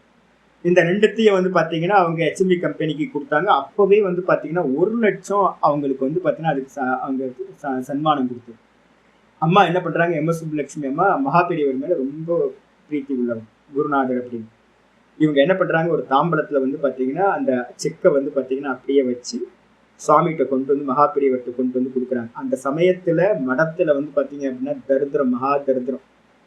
அன்னதானம் பண்றதுக்கு கூட அவங்கள்ட்ட தனம் இல்லாம இருந்திருக்கு. அந்த சமயத்துல முத்ராதிகாரின்னு ஒருத்தர், மேனேஜர் நம்ம சொல்றோம்ல, அது மாதிரி ஒருத்தர், அவர் வந்து பாத்தீங்கன்னா சுவாமி பக்கத்துல நிக்கிறார். எம்.எஸ். சுப்புலட்சுமி அம்மா வந்து பாத்தீங்கன்னா இதை கொடுக்கும் போதே அவருக்கு கண்ணெல்லாம் விரிஞ்சு போச்சு. பணம் வந்துடுச்சு, ஆசிரமத்துக்கு ஒரு பெரிய அமௌண்ட், 1 லட்சம்ன்றது அப்போ பெரிய அமௌண்ட், ஆஹா வந்துடுச்சு அப்படின்னு. மகாபெரியவர்கிட்ட கொடுத்தோன்னு மகாபெரியவர் சொன்னாரா, ஒரே ஒரு வார்த்தை சொன்னாரா, நீயே வச்சுக்கமா அப்படின்னு. இல்லம்மா தனம் வேணாம், இந்த செக்கு வேணாம் அப்படின்னு. இந்த அம்மாவுக்கு கண்ணில் ஜனம் வந்துருச்சு. ஐயோ சாமி, இது வந்து சாமியை பாடிதான் இந்த தனம் சம்பாதிச்சிருக்கேன், இது வந்து சுப்ரபாதம் பாடியும் விஷ்ணு சஹஸ்ரநாமம் பாடியும் வந்தது, அதனால இது மடத்துக்கு யூஸ் ஆகட்டும் அப்படின்னும் போது இந்த சொன்னாங்க, இல்லை இல்லை, நீ யார் மேல பாடினியோ அவங்களுக்கே கொடுத்துனேன். அப்ப என்ன அர்த்தம், திருப்பதி பாலாஜி மேல பாடினல்ல, திருப்பதி பாலாஜிக்கே கொடுத்துரு அப்படின்ட்டு. அப்ப சுவாமி சொல்லிட்டார், வேற வழி இல்லாம எடுத்துட்டு போயாச்சு. எடுத்துட்டு போனதுக்கு பிறகு முத்ரா அதிகாரியோட எனக்கு கொஞ்சம் ரிலேஷன்ஷிப்ல ஒருத்தர் வந்தார். முத்ரா அதிகாரிக்கு தம்பி பையன் எனக்கு இந்த விஷயத்த சொன்னது அவர் தான். மடத்தோட கொஞ்சம் க்ளோஸா இருந்தவங்க. அந்த முத்ராதிகாரி பெரியப்பா, எனக்கு என்னோட ஃப்ரெண்டுக்கு பெரியப்பா. அவர் சொன்னார, முத்ராதிகாரி வந்து பாத்தீங்கன்னா அப்படியே ஆஃப் ஆயிட்டாராம். ஐயோ என்னடா வர வந்து லட்சுமியை வந்து சாமி என்ன இப்படி பண்ணிட்டாரு, வேணான்னு சொல்லிட்டாரு அப்படின்னு. எம்.எஸ். சுப்புலட்சுமி அம்மா வந்து பாத்தீங்கன்னா ரொம்ப வருத்தத்தோட போயிட்டாங்க. போனதுக்கு பிறகு முத்ராதிகாரி சாமிகிட்ட கேட்கிற, மகாபெரியவர்கிட்ட, சாமி என்ன சாமி இப்படி பண்ணிட்டீங்க, தரித்திரம் இங்க தாண்டவம் ஆடுது, இந்த தனம் வந்திருந்தா வந்து பாத்தீங்கன்னா நல்லா அன்னதானம் பண்ணிட்டு நல்லா இருந்திருக்கலாமே அப்படின்னு. மகாபெரியவர் ஒரே ஒரு வார்த்தை சொன்னாரா, நீ தனத்தை மட்டும்தான் பார்க்கிற, நான் வந்து அது மாதிரி பார்க்க முடியாது, பீட்டத்துல இருக்கிறவன். இந்த தனம் வந்து பாத்தீங்கன்னா பின்னாடி என்ன பேக்ரவுண்ட் அப்படின்னு பார்க்கணும். தனம் வந்து பாத்தீங்க அப்படின்னா பல விதங்கள்ல தோஷம் இருக்கிறது இருக்கு இல்லையா. அவங்க சுவாமி மேலதானே பாடியிருக்காங்க அப்படின்னா, இல்ல அவங்க வந்து பாத்தீங்க அப்படின்னா சில கான்ட்ரவர்ஷியல் இருக்கும். நீங்க கொஞ்சம் என்ன விஷயத்தை மட்டும் புரிஞ்சுக்கணும். அந்த அம்மா வந்து பாத்தீங்க அப்படின்னா தேவதாசி குலத்துல இருந்தவங்க. அப்ப தேவதாசி குலத்துல உதயமானவங்க, நல்ல பரிசுத்தமான ஆத்மா, நல்ல அவங்களோட லைஃப் ஸ்டைல் எல்லாமே பக்கா. ஆனாலும் வந்து பாத்தீங்கன்னா அவங்க குலம் வந்து பாத்தீங்கன்னா தேவதாசி குலம். அவங்கள்ட்ட இருந்து நான் தனத்தை வாங்கினேன் அப்படின்னா, இந்த தனம் யாருக்காவது காமத்தையும் குரோதத்தையும் உண்டாக்குச்சு அப்படின்னா அதுக்கு பொறுப்பா நான் ஆயிடுவேன். அதனால வந்து பாத்தீங்கன்னா நீ தனத்தை மட்டும் பாக்குற, நான் தனம் வந்த வழியையும் நான் பாக்குறேன் அப்படின்னா யோசிச்சு பாருங்க எந்த அளவு. யோக சாஸ்திரத்துல வந்து ஒரு ஸ்டோரி வரப்போகுது, பரிகிரகத்தை பத்தி ஒரு ஸ்டோரி சொல்ல போறோம். என்னன்னு கேட்டீங்க அப்படின்னா, ஒரு சன்னியாசி என்ன பண்ணிருக்காரு அப்படின்னா, ஒரு வீட்டுக்கு பிக்ஷைக்கு போயிருக்காரு. ஒருத்தர் வந்து பாத்தீங்கன்னா கூப்பிடுறான், சுவாமி பிக்ஷைக்கு வரணும் சாத்துர் மாசத்துல. சரிப்பா பிக்ஷைக்கு வரேன் அப்படின்னு இவர் சொல்லி வீட்டுக்கு போய் சாப்பிட்றாரு. சாப்பிட்டு முடிக்கும் போது என்ன பண்றாரு, அவன் குடிக்கிறதுக்கு டம்ளர் வந்து பாத்தீங்கன்னா நல்ல சில்வர் டம்ளர் வச்சிருந்தான், வெள்ளி டம்ளர். நமக்கு நார்மல் டம்ளர் பார்த்து பழக்கம், சில்வர் டம்ளர் வச்சோன்னா இவருக்குள்ளார ஒரு காமம் வந்துச்சு. என்ன பண்றாருன்னா, அந்த பரிமாறினவங்க கொஞ்சம் அப்படி போகும்போது அந்த கிளாஸ் எடுத்து பைக்குள்ளார போட்டுட்டேன். பைக்குள்ளார போட்டு எடுத்துட்டு வந்துட்டேன். தன்னோட குட்டியாக்கு வந்ததுக்கு அப்புறம் பைய எடுத்து வைக்கிறார். வைக்கும் போதுதான் தெரிஞ்சது கிளாஸ் எடுத்து உள்ள போட்டார். ஐயோ சில்வர் கிளாஸ். சில்வர் கிளாஸ் எடுத்தோன்னே இவர் உடனே யோசிக்கிறார், இல்லையே நம்மள்கிட்ட வந்து பாத்தீங்கன்னா அந்த திருடுற தன்மை நம்மள்கிட்ட இல்லவே இல்லையே, எப்படி நமக்கு இந்த குணம் வந்துச்சு அப்படின்னு. இது ஏதோ நம்ம சாப்பிட்ட ஃபுட்ல தோஷம் அப்படின்ட்டு அவர் என்ன பண்றார், நேரா திரும்ப வரார், சாப்பிட்ட வீட்டுக்கே வரார். டாய் இங்க வா அப்படின்னு கூப்பிட்டு அவனை கூப்பிட்டு என்ன பண்றாரு, நான் சொல்லு, உண்மையை சொல்லு, நீ என்ன சம்பாதிக்கிற, எப்படி சம்பாதிக்கிற சொல்லு அப்படின்னு கேட்டோன்னே, இல்லைன்னா சபிச்சிருவேன் அப்படின்னு சொன்னேன். ஆமா சாமி, நான் டெய்லி ராத்திரியில கொள்ளையடிச்சுதான் சாமி ஜீவனம் ஓடிக்கிட்டு இருக்கேன், நான் கொள்ளைக்காரன் சாமி அப்படின்னு. அப்போ எந்த விதத்துல தனம் வருதோ அந்த தனம் அந்த தன்மையை அதை சாப்பிடுறவன் இடத்துல உண்டு பண்ணும். ரிஷிகேஷ்ல வந்து பாத்தீங்கன்னா நிறைய பண்டாரா நடக்கும். பண்டாரானா என்னன்னா, சாதுக்களுக்கு ஃபீடிங் பண்ணுவாங்க, நல்ல தட்சணை கொடுப்பாங்க, நல்ல ஃபுட்டு கிடைக்கும். ஆனா நாங்க சந்தியா வந்தனம் பண்ணிட்டு இருக்கிறவங்க நாங்க வந்து பாத்தீங்கன்னா ரொம்ப கேர்ஃபுல்லா இருக்கும் அனுஷ்டானத்துல இருக்கிறவங்க. ஏன் அப்படின்னா, சில சாப்பாடு சாப்பிட்டோன்னா தூங்க வச்சிரும். நல்லா சாப்பிட்டு வருவோம், சாப்பிட்டு வந்தா 4 மணி வரைக்கும் படுத்து தூங்கிடுவோம். அப்ப நம்ம பாடத்துக்கு போக முடியாது, ஒண்ணும் பண்ண முடியாம சில தரம் சாப்பிட்ட மாத்திரத்தை காமம் வந்து பாத்தீங்கன்னா பொங்கி பொங்கி காமம் வரும். ஐயோ சந்தியா பண்ணிக்கிட்டு இருக்கோம் ஆனாலும் காமம் இவ்வளவு வருது, எப்படி வருது அப்படின்னா அந்த தனம் என்னது தோஷம் பாத்தீங்கன்னா பொருளில் இருக்கிற தோஷம். அதனால வந்து பாத்தீங்கன்னா விவேகச்சுடாமணியர் ஆச்சாரியார் ஒரு ஸ்லோகம் பண்றார். என்னன்னா, யோகசிய பிரதமம் துவாரம். யோகம்னு என்ன அர்த்தம்? ஆத்ம தியானம். ஒருத்தன் நிஷ்டைக்காக போறான் அப்படின்னா முதல் வந்து பாத்தீங்கன்னா யோகசிய பிரதமம் துவாரம் வாங் நிரோதோ அபரிக்கிரஹ. முதல்ல வந்து பாத்தீங்கன்னா வாக்க வந்து பாத்தீங்கன்னா நிரோதம் பண்ணணும். இங்க சொல்லியாச்சு, எத சித்தாத்மா சொல்லியாச்சுல்ல, அதுல வாக்கு வந்துரு. இந்திரியங்களை கண்ட்ரோல் பண்றது முதல்ல வாங் நிரோதோ. ரெண்டாவது வந்து பாத்தீங்கன்னா அபரிக்கிரகன்ற, பரிக்கிரகத்தினால வரக்கூடிய தோஷம். உங்களை கண்ண மூடி உட்கார முடியுமானா உட்காரவே முடியாது. தனத்தை வந்து பாத்தீங்கன்னா நம்ம எந்த காமத்தினால சம்பாதிச்ச தனம் காமத்தை தூண்டும். நான் அதனால்தான் வந்து பாத்தீங்கன்னா யார்கிட்டையும் அயாச்சித்தமா ஏன் இருக்குன்னு தெரியுங்களா உங்களுக்கு? அயாச்சித்தம்னா என்ன அர்த்தம்? நான் கேட்டேன் அப்படின்னா அதுக்கு எல்லை இல்லாம போயிடும், எல்லாத்தையும் கேட்டுக்கிட்டே இருப்பேன். என்னைக்காவது யார்ட்டையாவது கேட்டிருக்கேன்னா? 1.5 வருஷம் ஆச்சு. என்னைக்காவது உங்கள்கிட்ட வந்து பாத்தீங்கன்னா எனக்கு ஆப்ளிகேஷன் ஏதாவது இருக்குன்னு நான் உங்கள்கிட்ட சொல்லியிருக்கேன்னா? இல்லை. அப்ப நான் ஒண்ணு வச்சிருக்கேன், என்னன்னா என் பிராரப்தத்துல எது இன்னொருத்தரோட மனசுல ஈஸ்வரன் தோணி சுவாமிக்கு ஏதாவது அனுப்பலாம் அப்படின்னு ஒரு தோணுதல் உண்டாகி வந்துச்சு அப்படின்னா அது பிராரப்தம், எதேச்சையா வர்றது. இதே நான் கேட்க ஆரம்பிக்கிறேன் அப்படின்னா அது புதுசா ஒரு கர்மமா ஆயிடும். அப்ப புது புது கர்மங்களை நம்ம வந்து பாத்தீங்கன்னா பண்றோம். பரிக்கிரகத்துல வந்து பாத்தீங்கன்னா எல்லா சூழ்நிலையிலையும் எல்லாரும் எப்படி இருப்பாங்கன்னு தெரியாது, அதே மாதிரி தனங்கள் எப்படி இருக்குன்னு தெரியாது.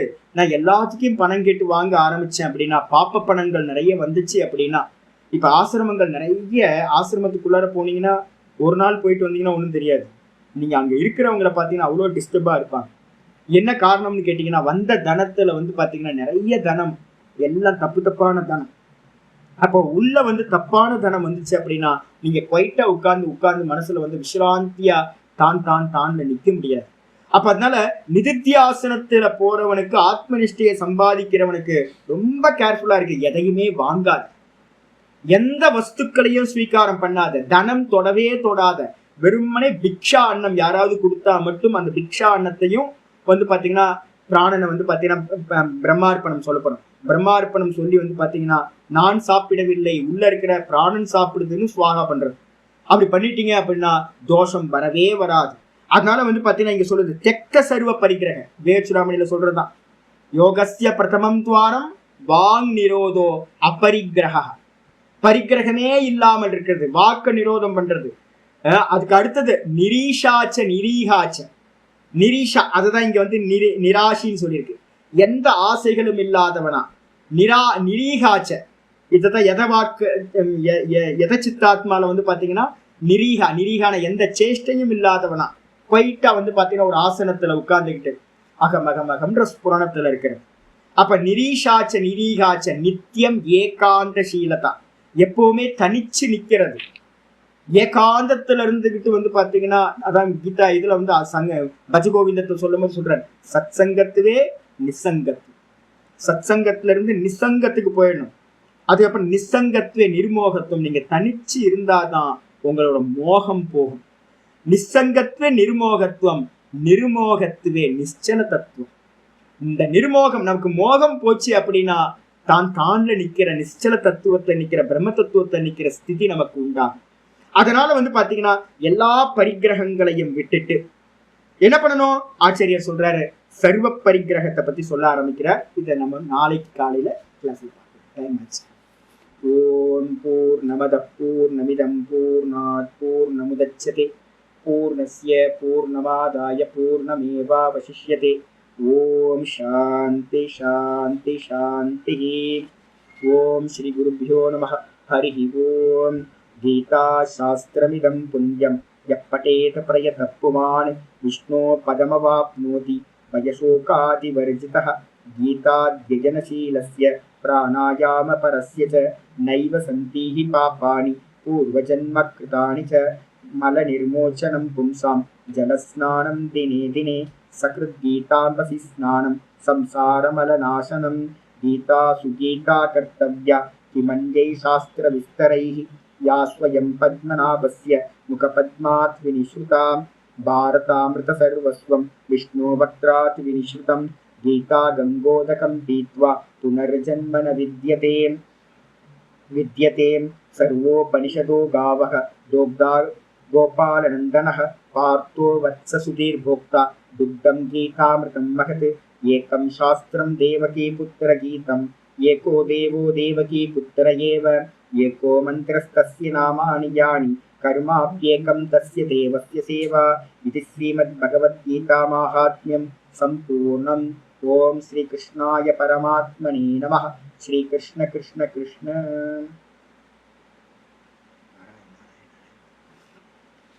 वल्ल